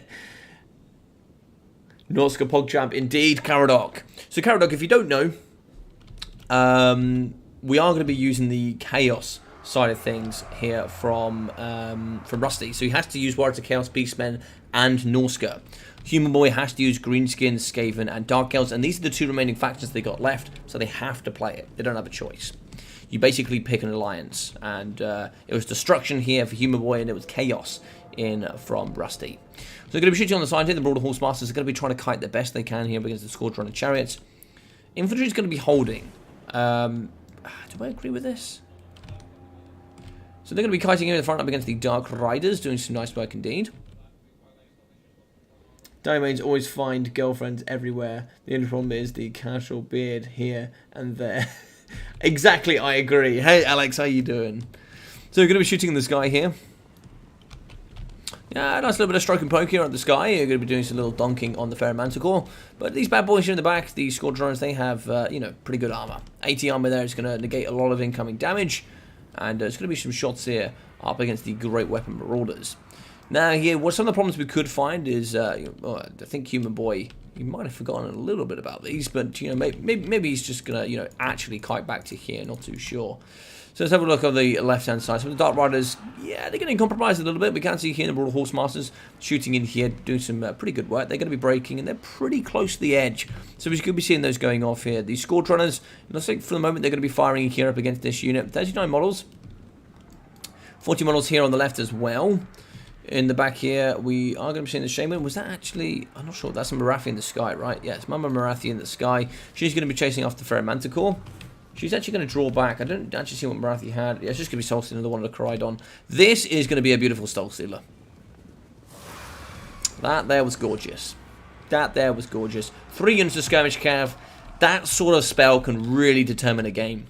So really good work here. So it looks like Scourge Runners in the front. They're going to be shooting here. It's going to be predominantly on the infantry. I think you've got to be careful with that. That ammunition is really needed here for the cavalry and the Skin Wolves. Got to be very careful. So Psycho charging from the front here on the right-hand flank. Very good work. You want to get these Scourge Runners going in, out, shaking it all about. And, you know, making sure the Hokey Pokey is going pretty strong. Because if you don't do that here, you're going to find this infantry really is going to, you know, put some big pain on you in the later stages. So it looks like we're going to shoot into the sky. Actually, wouldn't be too bad if we hit up against the Raven's Heralds, actually, because there's going to be quite a few models. Even if they turn and move, you can still hit quite a few. With the Manticore, it's just going to be infinitely harder. And then when the Manticore does rampage here up against some Marauders, yeah, it's not the worst thing in the world. But in the back here, the Raven's Herald's probably going to come shoot here up against Warfric the Wanderer. There's no sort of ammunition here to protect in the back. You can see that the skirmish is going to be here and here. So the Raven's Herald can turn and even burn here up against the caster, or they could do some nice work here up against Warfric in the middle. So there's going to be a little bit of a movement here. We do actually see that the K-Knight's going to be challenging him. Yeah, we are going to see one of the weapon shadows here. That'll actually do lots of damage and a slow here up against Warfric. Some good damage up against the Marauders as well. So it looks like here we are going to get the Raven's Heralds. Damage here up against Warfric the Wanderer. So the bonus large here for the Skin Wolves are going to do some nice work. But it looks like they get terrified. Whoa, no way. Brilliant stuff there. Manticore is going to be rampaging, doing all the good juicy stuff, and also rampaging these Skin Wolves. Yeah, very nice. Wonder Coridon here. Also going to be going down an Assassin's Trophy. So we're not going to be able to catch and benefit that. But the Wonder Coridon actually gets a miss. Bit of a miss there. Actually might have been a little bit better maybe on the Shaman. So we are going to get a Seafang. Seafang misses there, unfortunately. It's going to be you know, a bit of a splurge and a miss. You probably should have just waited until the infantry engaged there up against the Marauder great weapons. But yeah, they're still going to hold on this left-hand flank, just allow the squadrons to be just a little bit freer here in this pocket. In the backside here, we are going to have the great weapon Marauders thumping here up against the Squadron Chariots. Double of the Horse Masters getting cycle charged here by the Raven's Heralds. They're actually going to be wavering. They're probably not going to break, but it's going to be pretty difficult indeed. Breaking here is going to be the Ferromanticore. -3 leadership. If we actually chase over here with the Horsemen, faster and stronger enemies nearby might actually kick in and keep that Manticore from moving. Getting that Manticore to the battlefield, something that's not going to happen, but that could have been quite strong. It's going to be a Soul Stealer here on one side, backed up by a Web of Shadows. That's incredible damage here from the Dark Elves, and it's just an incredible amount of damage here. It's going to be breaking 1, 2, 3, 4, 5 units of well, models here from the Norskins. So it's like Hunter Champions activated on Barathi. I don't think Warfric is going to be able to get too much, but it looks like we do actually have Black Lotus here. What was the Black Lotus going down on? Black Lotus, -16 leadership. Is that just going to be in this area? I'm pretty sure that normally goes... Where's the Black Lotus come from? Oh, one of them has Black Lotus. That's quite interesting. Did they use it on themselves? Is it an area of effect? I thought Black Lotus you put on one model. Can't you see here? Black Lotus... Oh, it's just on yourself. Okay, it's on yourself for 44 seconds. That's quite impressive, actually. It's quite impressive. But yeah, Raven's Herald's going to be shooting here up against the Marauder Horseman. What sort of range? 115, yeah. Yeah, it should be doing some pretty good damage indeed. It's like there's going to be another Soul Stealer in the pocket, and that's pretty much going to be the win here for the Druchii. Going to be shooting in the sky here because the Ferromanticores doing some nice damage indeed. As like here, the Marauders in the middle are going to be terrifying up against the Manticore pressure. Fireball in the middle. So Fireball's going to be coming to the sky here. Oh, it's a bit of a miss, but oh, actually no, we're going to hit the Raven's Heralds. Okay, that looks to be the target. Burning Head here is going to come through the line of the Dread Spears. They're actually going to catch quite a lot of infantry there. Quite a lot of the Marauders as well. Marauders will be getting that -8. They will be getting terrified, and I believe that's going to be GG's well played. Yeah, there's the army losses kicking in. Yeah, well played. GG's, GG's. Yeah, Dark Elves very, very strong indeed. Yeah, I know the rules. It is end of all chaos. Oh, I see what you're saying, yeah. Listen, mates don't need girlfriends, just a good pool to soak in. I love it. I love it. Fartoons and some trinkets in the pocket. I don't know what that is. I don't know what the Fartoons is. What is that, Black Form? I don't know what that is. Do you also buy bath water to bathe? Of course, that's a given. I don't know what that is, so you guys will have to update me about what that is. 1,500 there for Marathi, 1.1 and 1,000 for the K-Knight. We've got 126, 400 and 280 there for the Dread Spears, with 0 and 255 there for the Dark Riders. 960 for the Raven's Heralds, yeah, pretty good performance. 670, 860 and 900 for the Squadron Chariots. So 560, 380 there for the Ferromanticore, with 400 for the Crows of Cain. So 625 for Warfric the Wanderer, with 345 for the Shaman Sorcerer. 220, 130, 88, 93 and 125 for the Marauders. So the great weapons, 430, 660 and also there 190. So Horsemen coming in at 600 and 475. Horsemasters are 680, 630, 680 and 700. With 425 and 30 for the Ferromanticore. 322 for the Skin Wolves. Okay overall, but the Manticores here, they certainly do suffer. The Manticores have to be supported by the Horsemasters, otherwise the Manticores plus Marathi, yeah, they just give the business. They just give the business.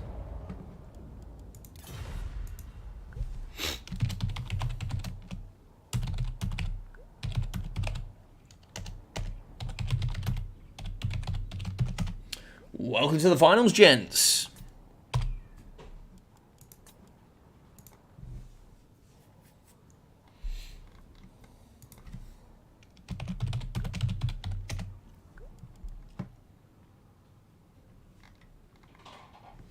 Greenskins ban. So it looks like it's going to be Greenskins banning dwarfs. So just a bit of an update there. So let me ask Rusty, make sure that he would like to play. Let's see if Rusty actually wants to do that. Rusty.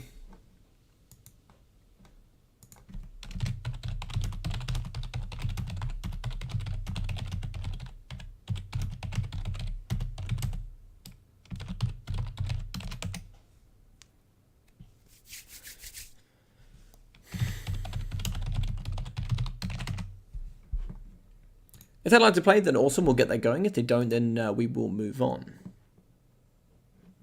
Yes, indeed. So, it was actually going to be... I actually didn't change the score at all. But yeah, so it was a good 2-1 victory there for Mr. Human Boy. So, well played to him. And now here for Mr. Pantalonard. Mr. Odiem Pantalonard, he will be in the final. Up against Mr. Human Boy. The boys are ready to rumble. Let's get over there. Nice. Very nice stuff indeed. So.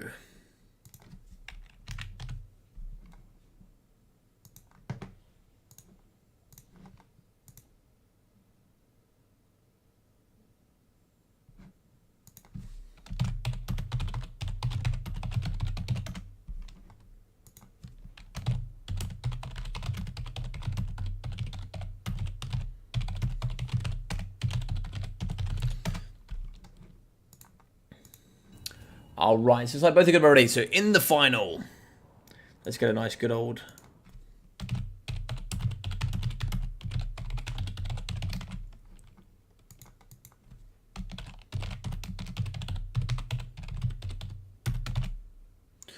He is Honor.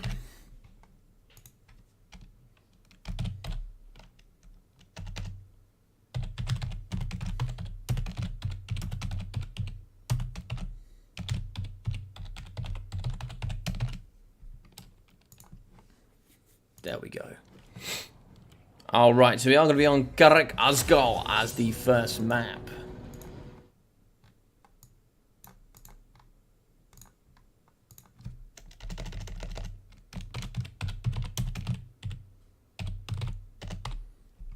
Lovely stuff.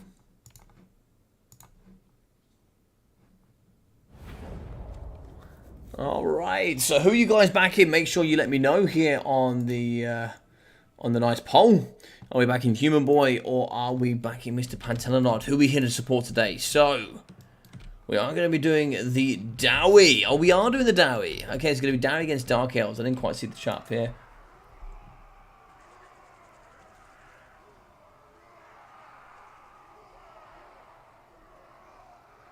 No, I think it should be Pantalonard to pick first. Yes, it is Pantalonard to pick first. Cool, so Pantalon to pick first. It looks like it's going to be Dwarfs ban Skaven. Yeah, pretty strong. And it's like Dark Elves is going to be the counter faction. So, range in the middle, 1, 2, 3 units, backed up by 3 units of Blasting Charges, backed up by 4 of the Quarrelers as well, the Dragonback Slayers here, and we are going to have some Longbeards in the back. 1 unit of the Cannons, and it looks like here some more Slayers as well. Yeah, so pretty similar pick here with the Belagar Ironhammer. Of course, the King of Apex.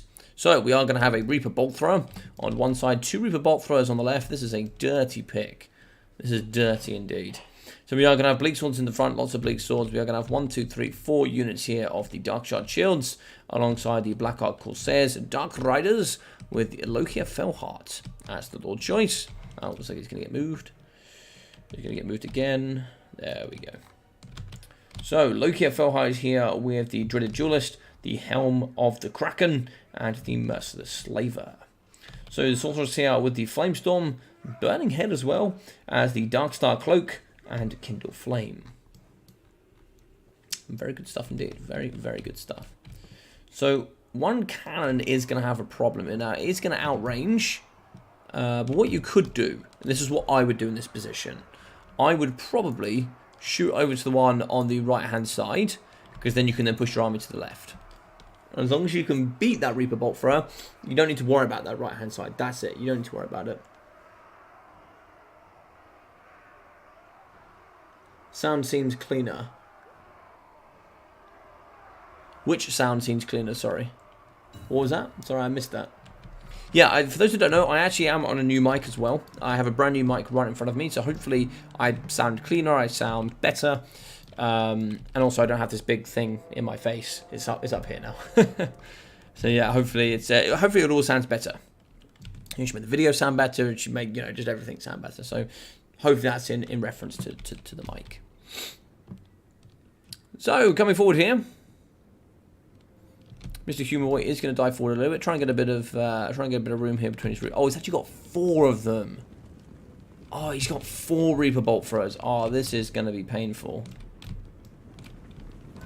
Let's have a look here. Oh, we do kill a model. Okay, we do kill one here. If we could dominate one side by killing one of the Reaper Bolt Throwers on one side, that could be really good. But we are going to have a load of Reaper Bolt Thrower shots here, firing straight up against the cannon.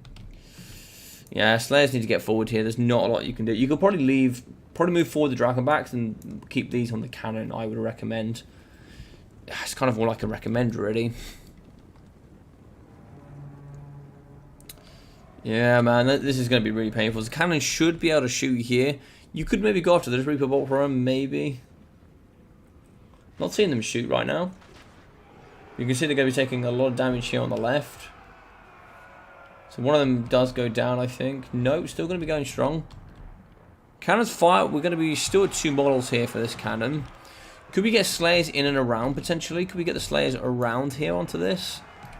Potentially. I think 4 units, though, of the Reaper Bolt Throwers could be a mistake. It really could be a mistake. Yeah, we want to get these Slayers forward. You have to get these Slayers forward, I think. Cannons are still going to be shooting. There's 2 models left here.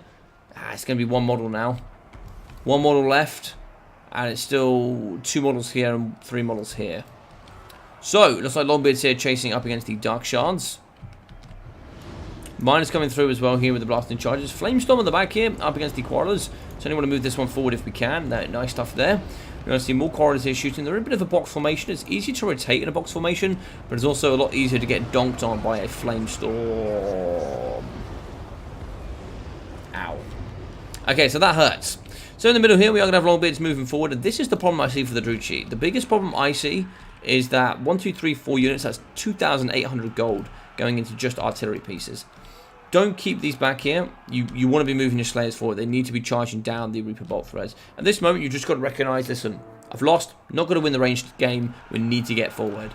Miners moving forward, they should be able to do some good work here. You can see they are actually going to be pushing the Dark Shards over the Reaper Bolt Thrower crew. So now that Reaper Bolt Thrower is going to be falling down. Get these archers forward. Try and see if you can get these nice Quarrelers shooting on the back of the Reaper Bolt Thrower crews. And just hopefully get forward and do all the good work. You see Dragonback Slayers catching up against Bleak Swords. We are going to get the Murderous Prowess popped here.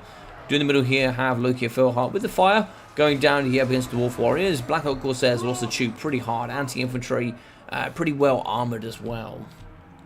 So shots coming in the back of the Longbeards. If we take care of the Reaper Bolt Throwers, it should be a lot easier. You can see miners here are going to be charging down up against Dark Shards. Dark Shards will have to pull away. I don't think Hubby is going to be seeing this. No, nice stuff there. We are going to be getting on, compromising, doing all the good stuff. So we're going to be stopping a lot of those there from shooting. So miners now going to be on the back, shots down the Reaper Bolt Throwers. We are going to be coming through here as well with the Dwarf Warriors. Bolts down the line here with the Dark Shards. Arrows coming over the top. Probably going to do some quite nice work here against the Dark Riders and the Bleak Swords. So Dark Riders here are about to get absolutely clattered by the Slayers. Slayers are just going to mow through all of this. And yeah, it's not going to be too much left to talk about. So Bolts here coming at the front. They do actually have 6 AP per missile. So they're doing pretty good work here up against Black Hawk Corsairs. Of course, they have no shields. So they're not really going to negating any of the damage. So 6 AP per missile coming here on all of these models. So yeah, it's going to be a lot of damage here. Surprised they've not broken yet. I guess they are charging. But still, that's doing quite well. Dwarf Warriors coming forward. They might be able to... Loki Felheart's going to be difficult to deal with here. But you see, a lot of the Reaper Bolt Thrower crews are still going to be ready to go. They're still going to be fighting. So like here, we do have miners going up against the Bleak Swords. Bleak Swords aren't going to hold forever. But you can see Quarrel's now going to be shooting up against the units of the Reaper Bolt Thrower crew. We actually get a second break there for the Reaper Bolt Thrower. We get a break there from the miners. We can now move this on and start shooting. I've now turned around this unit here of the Quarrelers into the back to try and see if we can fight. So Balance Power here going to be pulling into the Dowie favour. Of course, a lot of the Reaper Bolt Thrower crews are not going to be on the artillery pieces, which means the ammunition will count for naught. In the back, we do actually have Dwarf Warriors fighting up against and actually breaking the Dark Riders. So nice work there. The boys with the axes doing all the good stuff. Pushing off here the Bleak Swords. The Slayer's going to be doing all the good juicy work. Longbeards are going to be on the slow chase of the Dark Shards. But of course, if we do shatter this, we can then move over the Slayers to do all the good work. In the main fight here, the Fire Source Thrust is being held up by the Dwarf Warriors. Same for Loki of Felheart. Kind of really want to knacker as much as we possibly can here for Loki of Felheart. He's going to want to fight Belegar as much as possible. Belegar's just got to run. So bolts here going to get shots into the Black Ark Corsairs. We need a little bit more here coming forward. Everything that has come forward has kind of got tied up. You can see here the Longbeards. We're still going to have one bolt thrower shooting, which is a bit painful. We need to rotate this one a little bit sooner and see if we can get on top of this Reaper bolt thrower. Or otherwise, what you could do is you could get these two together to kind of funnel in and challenge the Dark Shards. But yeah, you can see they're ripping apart infantry here in the middle. There's not a lot to contest it. Arrows coming over the top. This could be a nice quick break. We'll have to see. Yeah, it's going to be some good damage. You can see it's not going to be quite enough. All of the volleys are going to go into the front model rather than the rest. But Reaper Bolt Thrower shooting over the top. And they're going to be breaking Quarreler crews here in the middle. So good volley. Do we get any kills? We get a couple of kills. They are going to go down here. They are going to go down to 0 leadership. They're going to hold at 5-0. It looks like they're going to still be able to fire here. Dark Shards coming over. They could prevent here the Quarries. Quarries do have more range. We've still got 11 models there that can do some good missile damage. Can the Quarries get one more volley off, though, is the question. Probably here. Just one more volley would probably do it here for the Reaper Bolt Thrower crew. Panzer Power quite heavily in the favour here for the Dowie. 0 leadership there. It's like 78 damage. If we get one volley off, that's going to be -5 leadership as well. That'd be enough just to tip it. Just tip it away here. Apparently they're going to be winning in combat. I don't really know why or how that worked that way, but that's going to be the way it is. Dark Shards in the back, moving in with Bleak Swords. Everything we kind of sent forward here for the Dowie is going to be breaking. We've just got to have a nice united front force, and we've got to go together and stay tight together. So you can see Dark Shards here going to be shooting up against the Quarrelers, and yeah, they do the good break. Artillery's still going to be shooting. Could we actually get these to shoot here into the heroes, maybe? Shooting up against Loki could be quite nice, or maybe even just shooting the Carthage, and maybe try to see if you can, you know, ping off army losses. So let's start the cannon crew here. I don't really know what you can do with the cannon crew, but yeah, it's going to be nice. You can see they're in this box shape. You really need to have them spread nice and wide. Otherwise, this spread shot is going to do so much damage on these Quarrelers. Of course, they're going to be diving forward, though. Yes, nice protection there for Human Boy. He's going to be using these two to try and stop anything from coming forward. Arrows over the top. What are we shooting at here? So we are going to be shooting down and getting some good damage on the Dark Shards. Both of these are going to drop back. We do get a shatter there on the Dwarf Warriors. Still going to be volleying over the top. That could be a break here if you're not careful. It looks like it might be a break. It is going to be a break. And a shatter. Yeah, this is the problem. But two of these are going to be shooting here up against the Dark Shards. We are moving in with a really fast the Dragonback Slayer unit. Returning those is going to be more Dark Shards, more Bleak Swords. We need to get these miners in as well. Don't worry, I don't like me either. I love it. So it looks like here Rangers are going to run out. Burning Head could come through, so you've got to be careful of that. We are moving forward. Nice stuff there. Burning Head will do good work up against Rangers. Only 40 armor for them. But now they should be in range to shoot over the top. Get one. Oh, actually, it looks like the Rangers are going to come off. Oh, they've run out of ammunition. So they need to be shooting here up against the Dark Shards, doing the best work they can. They do have silver shields. These are going to be the shielded variety. Both of these are actually going to be shielded, so it's going to be a pretty hard contest between the two. These actually do have more armor, which is really surprising, but these have silver shields compared to bronze. So a pretty even contest here, I think. But Belegar's moving in, so are the Slayers. Yeah, it's going to be pretty tough here for the Reaper Bolt Thrower crews and the Dark Shards to get out of this alive. More of the Slayers moving in. Slayers will butcher the face off Loki and the Fire Sorceress. I think here, if you just kill the Fire Sorceress, it's pretty much game over. I think that will be enough there for Banter Power to go, yeah, you've had enough. See the middle here, the Rangers are going to be losing here up against Loki Felheart. -22, that's not going to be enough to proc there for a shatter. Dwarf Warriors coming forward. A couple of shots here from the Rangers as well. Got to be careful with those arrows, though. They're going to be doing a lot of damage up against your Slayers. The Slayers are certainly what are going to take down. Oh, no! Slayers! Oh no, that's going to be so much damage to up against his own Dark Shards. Yeah, that's going to break and shatter a lot of stuff there. Beligard's moving in. Beligard needs some support. Can we kill the Fire Sorceress though? Because killing Loki is going to be very difficult. If we kill the Sorceress, I think there's going to be enough balance of power. Enough mana here for a Flamestorm as well. God damn, that is a lot. We do actually break the Fire Sorceress. Could we get these Longbeard units? I don't. Oh no! Don't push into the Flamestorm, please! No, Longbeards!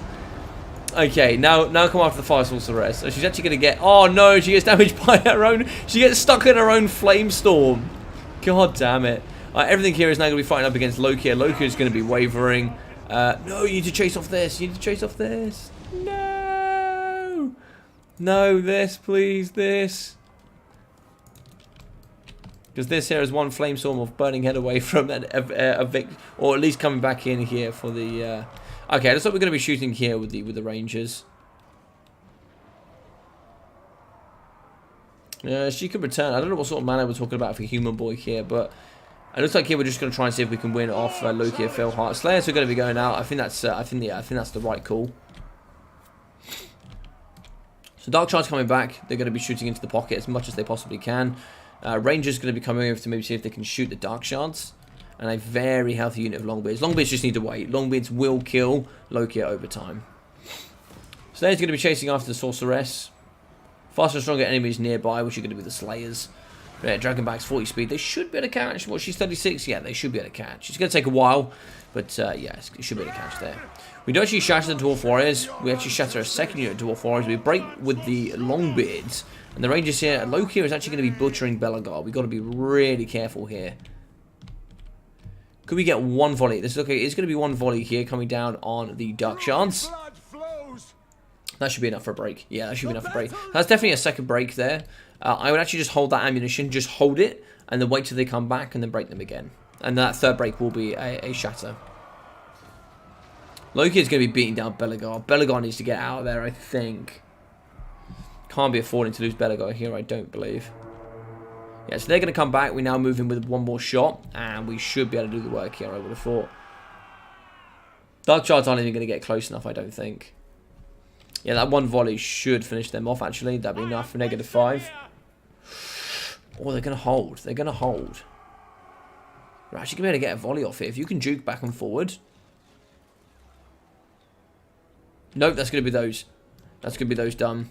Loki's in the middle. He's going to be really low because he healing cap coming out for him. The Sorceress is going to take a flipping year to go off the battlefield here. And the Cannon Crew just still chilling.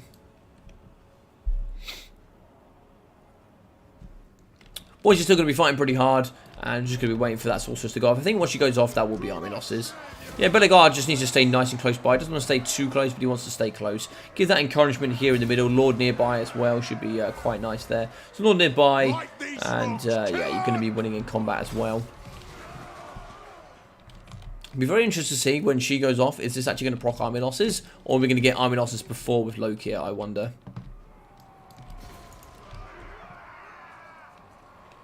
Loki's been at 1,400 HP. He's probably got about 1,000 left there, I would imagine. Loki Phil Hart is going to be, yeah, 1,070 healing worth. We could actually cycle charge Beligard. That wouldn't be too bad. He's got 30 charge bonus. Yeah, get in there and do the stuff. Alright, it's just going to be enough. Let's have a look. Let's get in. It might get army losses before that. Is this going to be army losses? You can see it's going back and forward so much here. She goes off with the Shatter. Yeah, because that's army losses.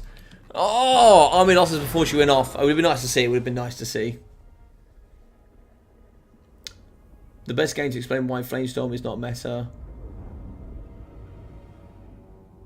I actually think Flamestorm is really nice into Dowie. Flamestorm is really good. Flamestorm and Burning Head on a horseback is actually really good. Yeah, 2,071 there for the Fire Sorceress. 1.7k for Loki Philhart. 435, 130, 140, 140, and 430 there for the Big Swords. Only 240 and 230 there for the Blackheart Corsairs. God damn it, really? Okay. We are going to get 93 there for the Dark Shards. 340, 580, and 480. So 150, 550, and 280 there for the Dark Riders with 390, 420, 450 and 420 for the Reaper Bolt Throws. I really like artillery play against the Dowie. I just feel like with a build that's a 20 stat like this, it can't win, I don't think. Hey Ian, how you doing? Solid game, well done both. Yeah, very solid game indeed. Bellegarde 400, 630, 780, and 500 there for the Miners of Blasting Charges. 520, 360, and 160 there for the Dwarf Warriors, with 750, 560, 370 there for the Longbeards. So 425, 170, 960 there for the Rangers, with 317, 460, 430, and 260 for the Quarrelers. 570 and 1,550 for the Slayers. God damn it. 380 there for the Cannon. Yeah, pretty damn good stuff. Pretty damn good stuff. GG's well played. So, Skaven ban High Elves. So, Skaven ban High Elves will leave Bretonnia. Not too good for Pantelanard, but then in the final game, we will be having High Elves going up against... Who will High Elves be going up against? I have to double check. Greenskins. Oh, no. Oh, no. Pantelanard, no! Yeah, it's not gone well for him, I don't think. Not that he has a choice. So...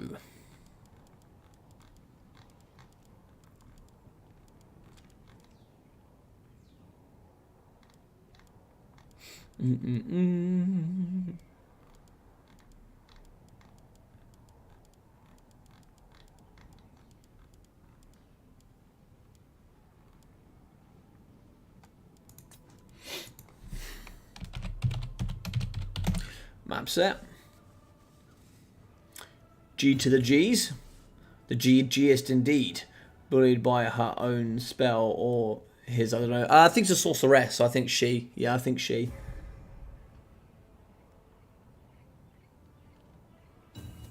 Everyone have a great stream. I'm getting off. I'm excited to know the winner. Thank you very much for the GG Gamer. You take care of yourself, my friend, and I'll see you very, very soon. So I'll update the scoreboard there. We are going to be getting a 1-0 victory there for Pantelanard. With the Valley of Thieves.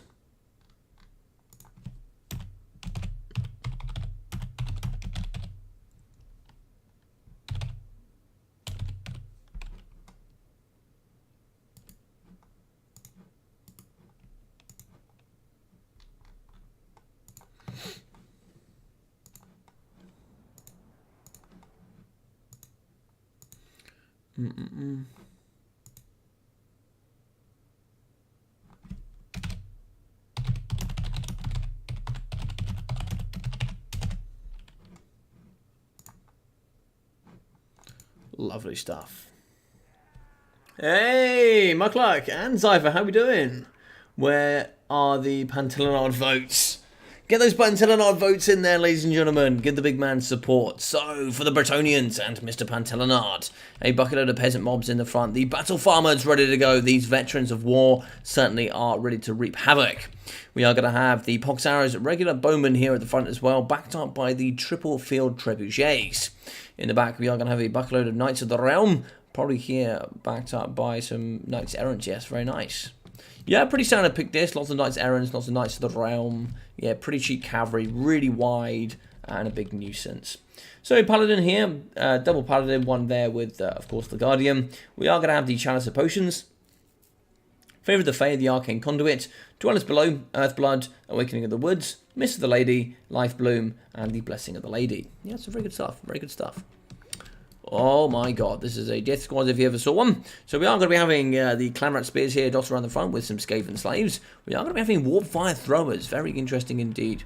Skaven Slave Spears backed up by the Clan of Vulcan Tail Slashers. And looks like more Skaven Slaves. The double Rat Ogres here in the back, 2 units. And looks like here in the middle we are going to have the Poison Wind Globes. The Avalanche Mortars as well, backed up here by Clan Rats and Skaven Slaves. And we are going to have a Plague Priest.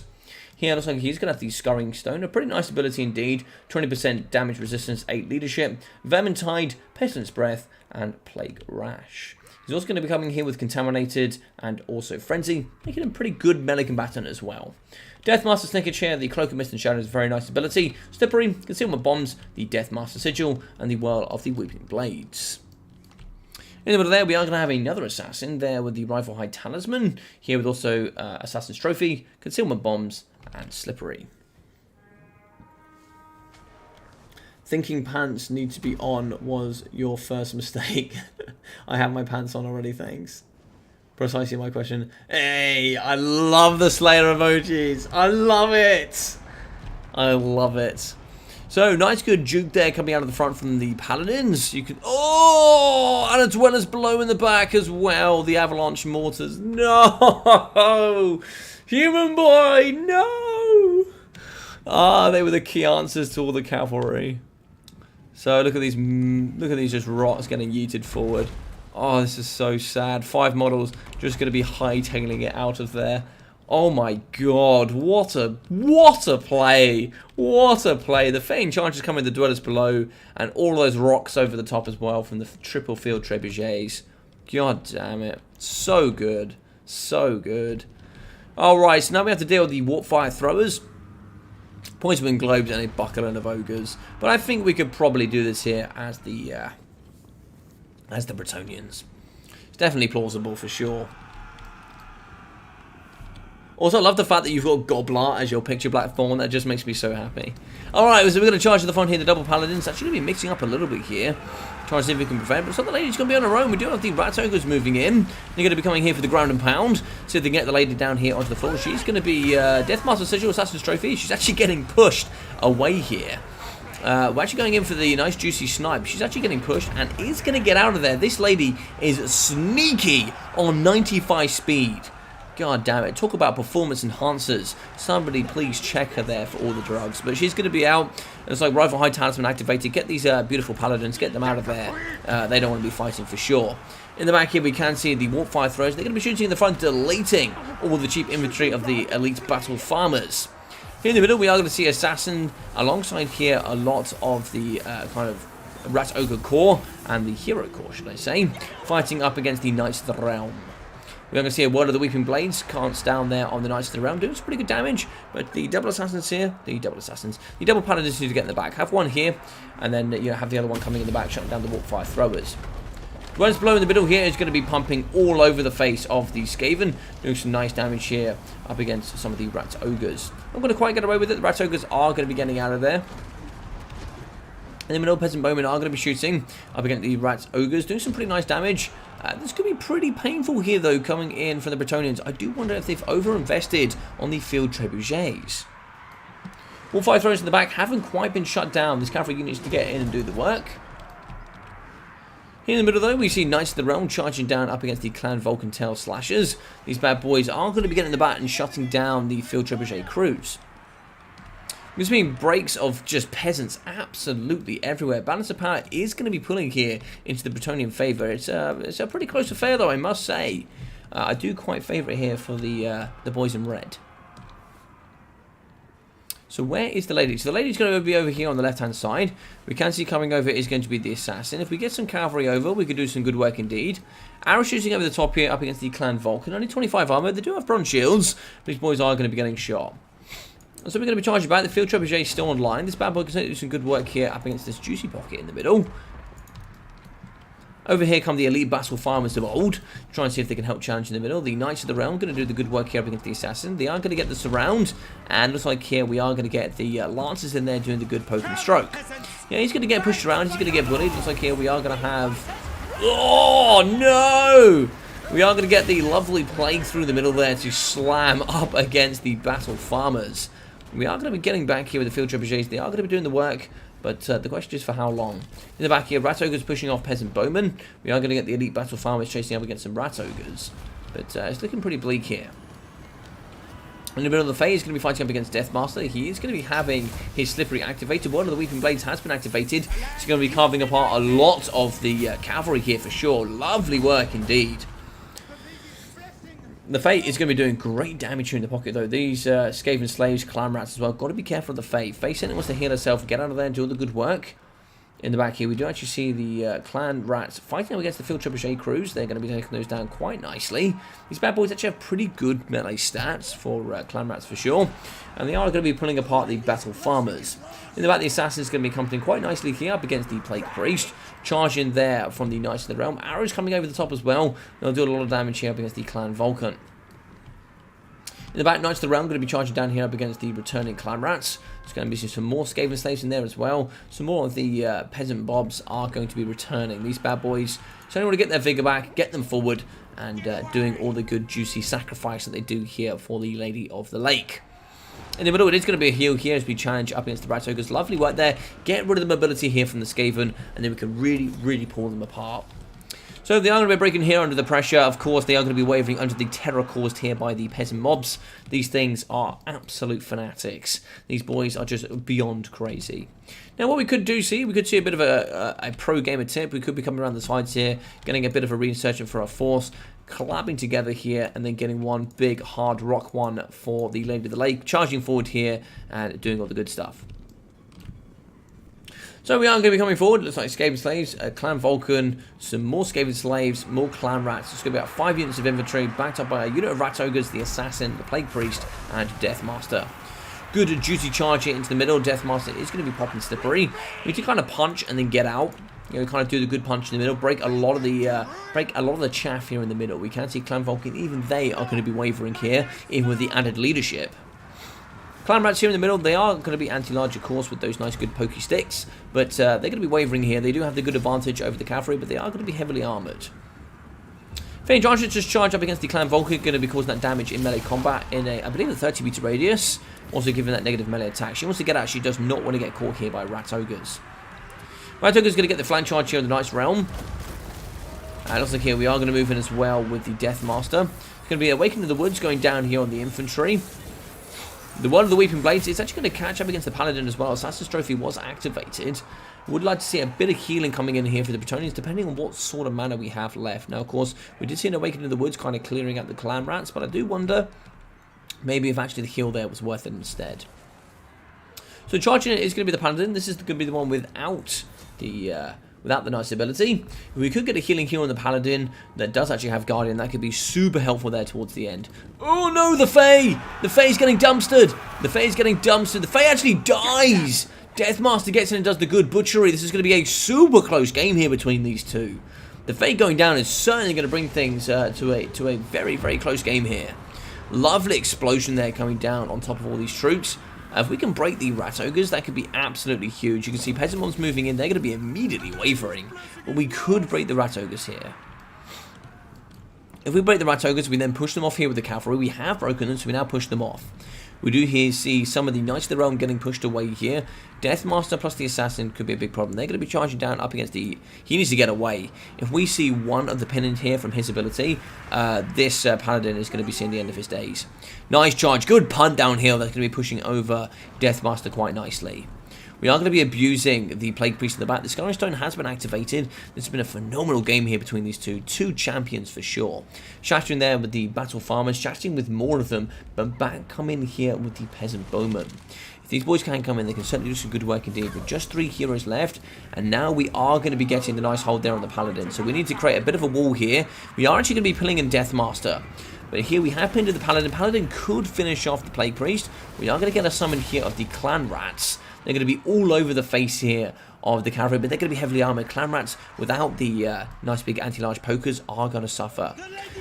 Paladin goes in. Assassin Trophy has been used. There's a nice bait in there for the ability, so we can't quite catch out the other one, which is going to be quite nice. That is going to get used on the healthier Paladin. They can just pull straight out. So lovely work there. And, yeah, good bait and switch coming in from Pantalonard. In the middle, the Knights of the Realm could keep cycle charging up against the Plague Priest. I'm surprised he's still alive here. But, yeah, we need to put out here with this Paladin. He does not want to get finished off here by the Assassin. The summon here is going to be going pretty quickly. We are going to be charging in here with the Knights of the Realm. This is where you can really see the late game utilization. Oh, we are to the Word of the Weeping Blades, but that's going to do damage up against your own guys. You've got to be seriously careful there with that ability. That's going to rip apart the Plague Priest and actually break your Assassin. Get the cavalry. Go, go, go. Push off this Assassin. This boy needs to be pushed off the edge of the battlefield. Arrows now could be shot here up against the Assassin. That could do the good finish. We are going to be cycle charging through the middle here, trying to see if we can finish off Deathmaster. Concealment Bombs has been activated. I don't really know how that helps him here in this, but it's going to be quite interesting. A lot of the arrows here are actually going to be piercing up against the Knights of the Realm. You've really got to be careful. We do actually get a return here from the Assassin. Could we get a charge downtown? That is going to be charging. Boom! Nice work there up against the beautiful Assassin. 350 health for him. Could we get a hit here potentially? We're actually going to get another hit. That's no damage. He's just going to be getting knocked over here. The mass is too much from the Paladin. He gets a bit of a hit, but are we going to get return fire? We are. He's going to be down to 59 health and potentially a finish here. He's going to be breaking. Could we get a shatter though? We do actually separate the Plague Priest as well. The summon, we probably just want to get away here. The summon is going to be going. Just a matter of time here. You can see the orange swirls around them. That's going to be indicating they've been here for quite a while. The purple means they are now going to be dying, and we should get a return here for the Peasant Pox arrows. So there's not much cavalry left here. It's pretty much going to be Deathmaster against the Paladin. What we want to do is charge him with the Knights, and then force to see if we can get a pin in here with the Paladin. Once that ability's been used, if he snipes out the Paladin here, it could be the end game. He needs to get out. We are going to be charging off the Plague Priest. How is this Plague Priest not shattered? He's on 91 health and has not shattered here at the late stage of the game. We are trying to finish off there with a Paladin. Can we do it, though, is the question. If we break him, that's going to be less than on the Encourage. There we go. There's the pinning we want. That is what we wanted here from the Bretonnians. So now we can pin in here with the Cavalry. It is going to prevent the Paladin from coming in, but now he can get that juicy charge. We're pretty low here with the Knights of the Realm. We are going to have that Encourage close by. We do get the hit in, though. We are pretty low with Deathmaster, but if he gets one gorgeous hit on the Paladin, it could be game blouses. This is super close here. It's going to be 955. One of the Weeping Blades going down on the Knights. And it looks like they are going to shatter. So it's just going to be the Paladin. It's going to be RNGesus here between these two. It's going to be 70 melee attack fighting up against the Paladin. He does have it. It's going to be -2. That is going to be the win here, I think, for the Skaven. We are going to be encouraging here with the Paladin. Oh, I don't know. I don't know which way this is going to go. We can see here that the Paladin is super close. He breaks. That's going to be army losses with an absolutely crazy finish here between both of these players.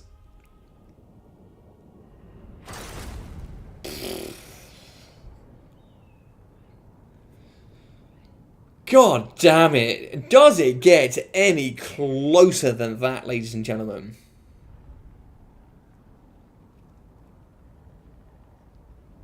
I don't think it gets any closer than that. I don't think it gets any closer than that. Jesus.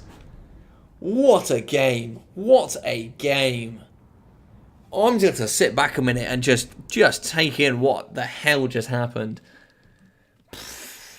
Well played. Well played. I thought he was up against it from the beginning, Human Boy, but my God, what a pullback. What an absolute pullback. That there is crazy. That was crazy. I don't have much more to say than that, really. That was so good. I'm gonna have to save it.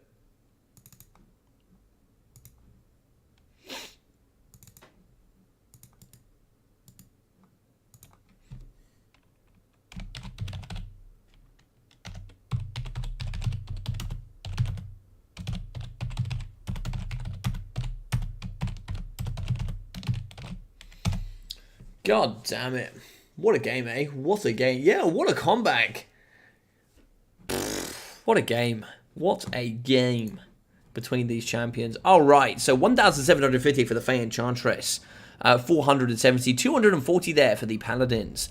With 160, 34, 87, 130, and 57 there for the Peasant Mobs. The Battle Farmers coming in strong. 501, 502, and 388 there for the Peasant Bowmen. I do wonder if maybe more cavalry, maybe just one more cavalry and one less field trebuchet might have done it. I don't know. But 800 there for the Knights Errants, very good. 1,590 for the Knights of the Realm, with 1,087, 788, and 419. 560, 530, and 185 there for the field trebuchets. Deathmaster, 3,640 damage value. What in tarnation is that? Oh my God. The Master Assassin living up to the name. Jesus Christ. Talk about carrying a game on your back. 980, 470 there for the Plague Priest. God damn it. 3,677, 102, 81 and 200 for the Skaven Slaves. For the Clan Rats, 307, 32, 120, and 470, with 520 there for the Clan Vulcan Tail Slashers. 0, 6, and 202 there for the Warp Fire Throws and the Poison Wind Globes. 0 for the Avalanche Mortars. 1.4, 880, 320, and 48 there for the Rat Ogres.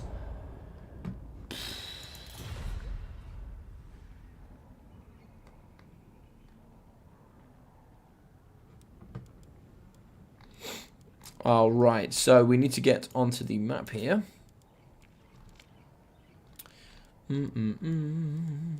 I got to find the map.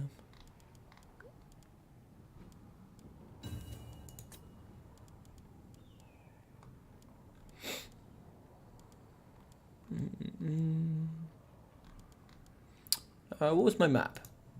I can't remember what my map was. Oh, right. So we are going to be having Schwarsterhafen.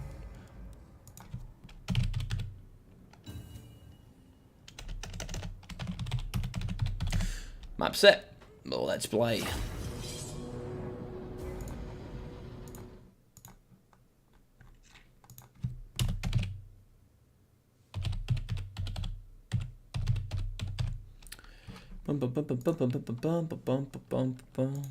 Very nice. What a game, though. What an absolute game. Yeah, a great clawback there from Human Boy. I thought it was up against the ropes there for sure. Yeah, one apiece between the two. By the way, guys, this is going to be the final game today. Unfortunately, the other two are not able to play afterwards, so this is going to be the final game. If you are enjoying today, do feel free to, of course, smash that like button if you haven't already. It really does help on the channel. And also, if you haven't already, do feel free to subscribe. It really does help. I've had so much amazing support. As of tomorrow, ladies and gentlemen, Warhammer 3 content plus live streams for Warhammer 3. So be ready. Tomorrow night is going to be a video here coming on YouTube, plus a live stream on Twitch tomorrow night of me playing some Warhammer 3. So make sure you are there or be square. I don't know if any of the mods can chuck a link there to my Twitch, but if you could, that'd be absolutely fantastic. So it's going to be the High Elgi here, coming in from Pantalon, going up against the Greenskins. Not a great one here for the High Elves. So Illyrian Reavers here at the front, backed up by the double Illyrian Reaver Archers. We're going to be having in the front line Silvering Guard, Spearmen, backed up by more Spearmen, Silvering Guard, and more Spearmen. And we are going to be having just regular Archers. Yeah, pretty good stuff indeed. More Illyrian Reavers here in the back, Silver Helms as well, more Illyrian Reavers, backed up by a Eagle Claw Bolt Thrower, and in the sky, an Archmage of Metal. So Armor of the Stars is the one I was talking about earlier, 67 seconds of Unspottable. Like, it's absurd.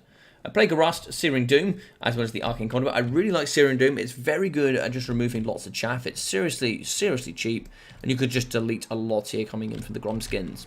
So for the Gromskins, we are going to have Goblins. Lots of Goblins here, backed up in the middle. So 5 units of Gobbos, backed up by the 8 Pig Loonies, the Fanatics here, of course.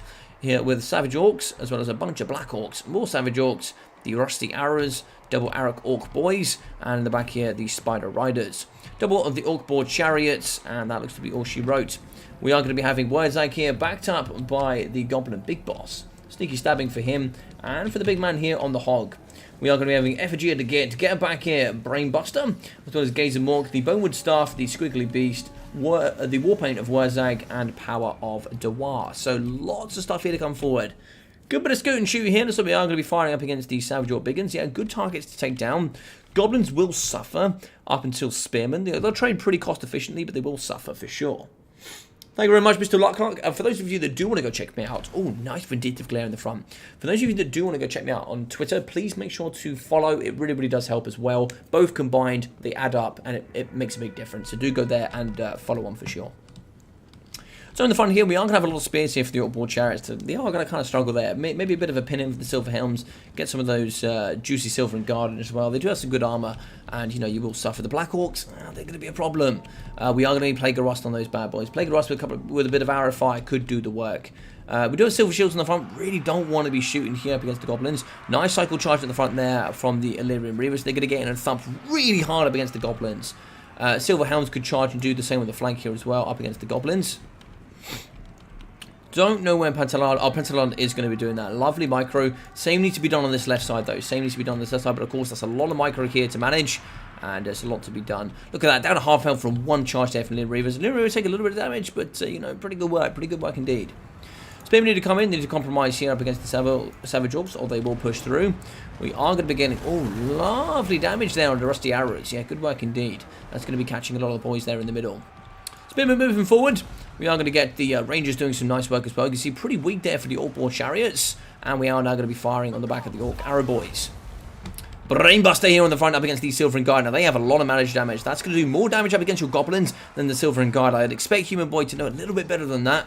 But here you can see the Silver and Guard. 30% magic resistance is going to be pretty tough to punch through.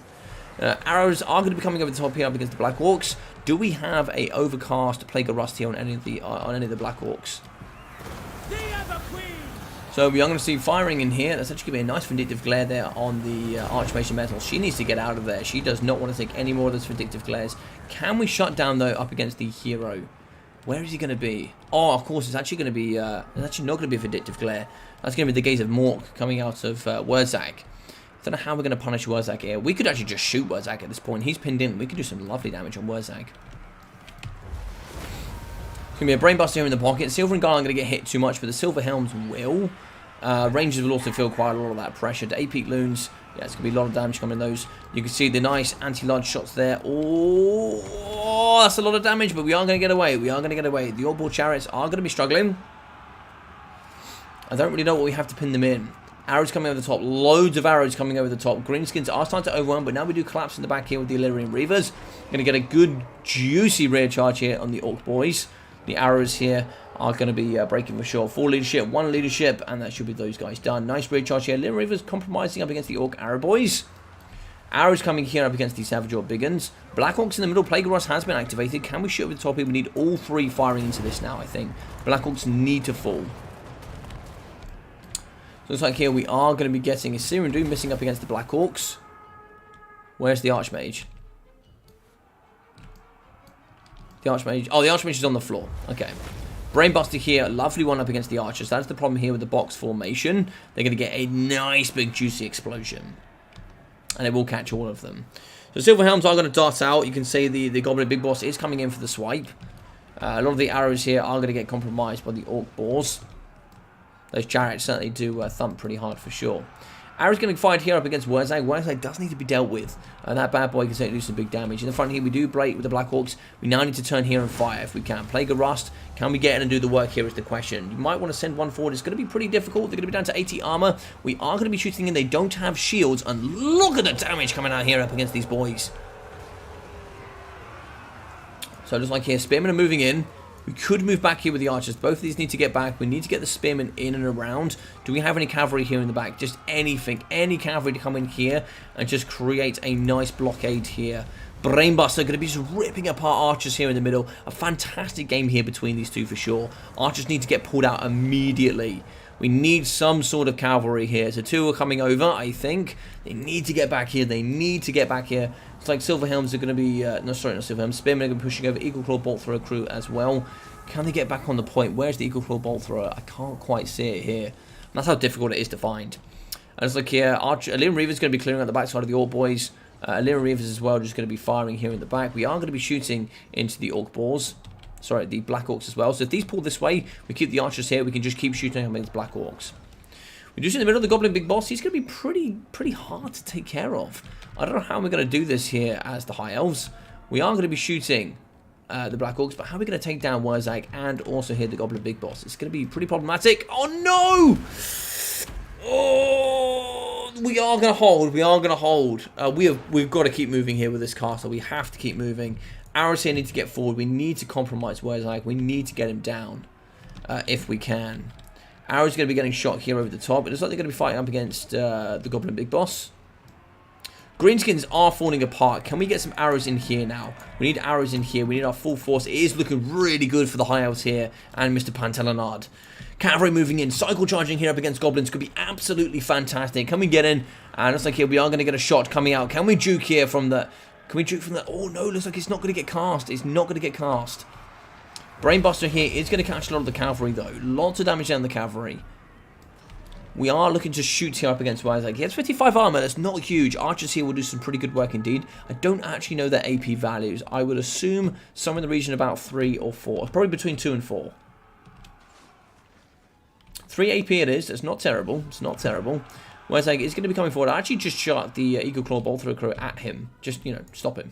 Just like, leave my archers alone. There's a lot of archers here left online. You can see the greenskins here are really wavering. But we come back to the same thing. It's going to be Hero and Lord left here. Are we going to be able to do it? I don't know. I don't know. Wurzag is going to be low. The Archmage just can't come anywhere near Wurzag. Because it would just be the end of the game. We are going to be shooting in, though. We are going to be doing some lovely damage. Wurzag down to 1.3. What can we do here? Get back here has been activated, given that leadership increase. Brainbuster on here. Lovely work. Now we're going to be clattering in the back of these archers. We are going to move in with Spearmen. We have more archers coming in. Cavalry here as well. I don't know. These 4 models are going to be breaking off the battlefield. Archers shooting in. I think we just keep the Archmage away, I think. We are going to come with the Plague of Rust there on Wurzag. We are going to be shooting him with the arrows. He's down to 25 armor. Archers are shooting over the top, though. Although it really could help here with the cavalry, actually. Yeah, it could really help the cavalry. Cavalry do not have much armor piercing. Silver Helm's maybe about 7. Illyria Reaver's going to be even less. Oh, was that a misfire? Was that a misfire? I definitely think that should have been on the... Oh, you probably can't see the caster. And I believe that it's going to be GG's well played. I believe that's going to be GG's well played. I was going to look at the AP on the... Yeah, there we go. Silver Helms should be about 7. Oh, it's 9. That's pretty good. Okay, yeah, so, yeah, still Plague of Rust. I think it's 44 seconds. It's absolutely huge. Yeah, there we go. That's army losses. GG's well played to Mr. Fanta Lemonade, ladies and gentlemen. The man has claimed the title. But absolute commiserations and amazingly well played to Human Boy.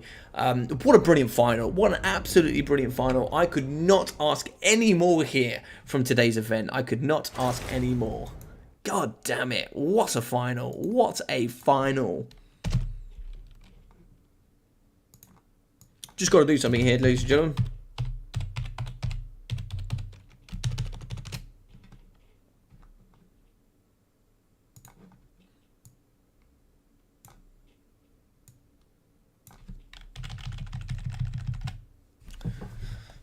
Well, GG's well played to Fanta Lemonade. GG's well played.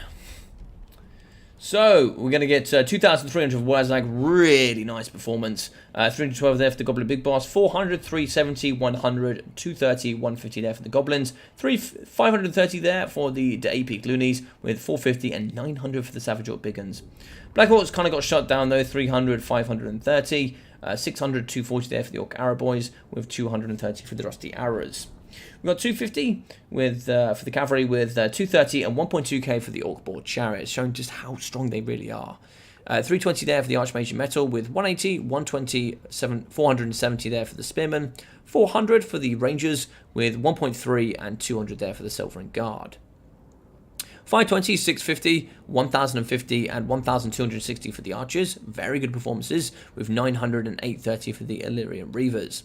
630 and 580 for 174 kills there for the Silver Helms, with 740, 176 kills for 950 for the Illyrian Reaver Archers. 525 there for the Eagle Claw Bolt Thrower, and an amazing game indeed. An amazing game indeed.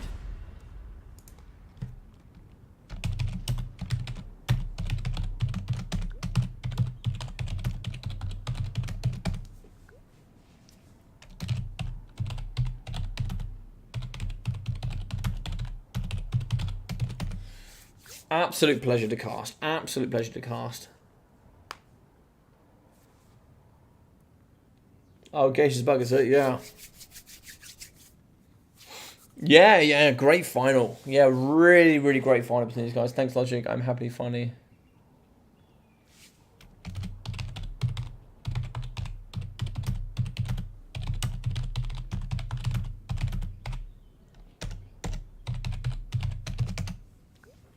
Congratulations to Pantelard. Thank you so much for Human Boy. I know he does have to shoot off, but thank you for playing, gents.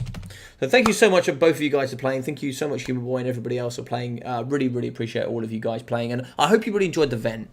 The event, of course, you know, the death, destruction, order, and chaos was kind of meant to, you know, kind of mix up, you know, kind of you know, kind of mix up the meta a little bit, you know, give you guys 3 factions to play. And it's quite nice when you have death and you've got all the death ones, you've got destruction. You can just kind of get behind something and enjoy it. So I hope you guys really enjoyed this one. It's one I planned to do for a long time. And I just, you know, it's actually one I planned a really long time ago. Let's get Logic. See you on Warhammer 3. Yes, sir. Yes, sir. Mr. Pantalonard, enjoy the rest of your night with the girlfriend for sure. The Mad Lad managed to get his name in the last tournament. I know. He claimed the Fanta Lemonade. He claimed it. But yes, thank you very much to everybody that's watched today. Thank you for all of the support as well. Coming in with the donations, the new members as well as a bunch of other things. So thank you so much for everybody that has supported me today. Even just a like, subscribing, all of it really, really helps. So tomorrow, what is going to happen? So the 10th tomorrow, I have 7 days to cast, post, live stream, whatever I want to do. So anything that I want to do with you guys, so do let me know. There is 2 polls up currently. So the 2 polls I have up currently, and after this is finished, I will be putting up another one.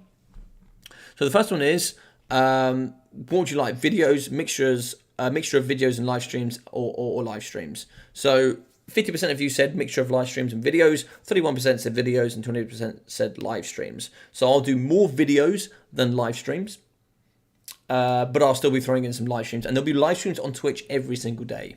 So I asked which faction do you want to see the most of. Slanesh and Kislev and Zinch were the top 3, so I'll be mixing those in for sure. And tonight I'll be putting up another one. Which one do you want to see as my first campaign stream? So there's a bunch of options that, you know, maybe you do or don't know about, and there's some stuff that I believe just hasn't been touched yet in the game that I'm really excited to get involved with and do.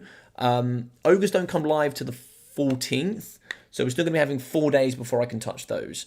There should be a pretty fun event coming up at the weekend. I'm not going to say too much more about it, but it should be a really good event at the weekend that I will be getting involved with myself. I'll also be playing in my own live streams, and also I'll be having some other live streams with some other players, so like Ducky, Darv, and all of those. I'm going to be fighting those guys to come in and play in, and hopefully do like a 4-man tournament, something like that. I know you ran away my Dowie, Cypher. I'm a showman, Cypher. Thank you very much, Michael. I'm glad you guys enjoyed the event. I'm glad you guys enjoyed it. If you like these kind of events, we'll be doing more of them for sure. Pantanal is like, I got wrecked in the first round. Yeah, 100%. I love it. I need to go. Pantanal, thank you so much, my friend. You enjoy the rest of the evening with your girlfriend. I'll be seeing you soon. So guys, on that note, I'm going to be shooting out. Thank you so much for watching, and thank you very much for the entirety of Warhammer 2. You guys, for the last year, so it's 1 year and 1 month, you guys have been supporting me in the multiplayer scene, and just everything. So thank you so much for that. Yeah, hopefully I've come on leaps and bounds for you guys. I've invested in quite a lot. We're getting a revamp on the Discord. It's going to be a revamp. I'm getting a proper image for my channel. I've just invested in the new microphone. I'm going to be getting a new camera. I'm going to be getting a green screen as well, so you know you can get rid of all of this in the background, and just going to be sharpening up everything. Going to get some updates to my PC and stuff like that, so we can, you know, make this as optimal as possible, and you know, the best viewership for you as I possibly can. So with all that being said, I'm going to step things up for Warhammer 3, and let's see what happens. Thank you very much, guys. You take care of yourselves, and I'll see you tomorrow for the double content. See you there.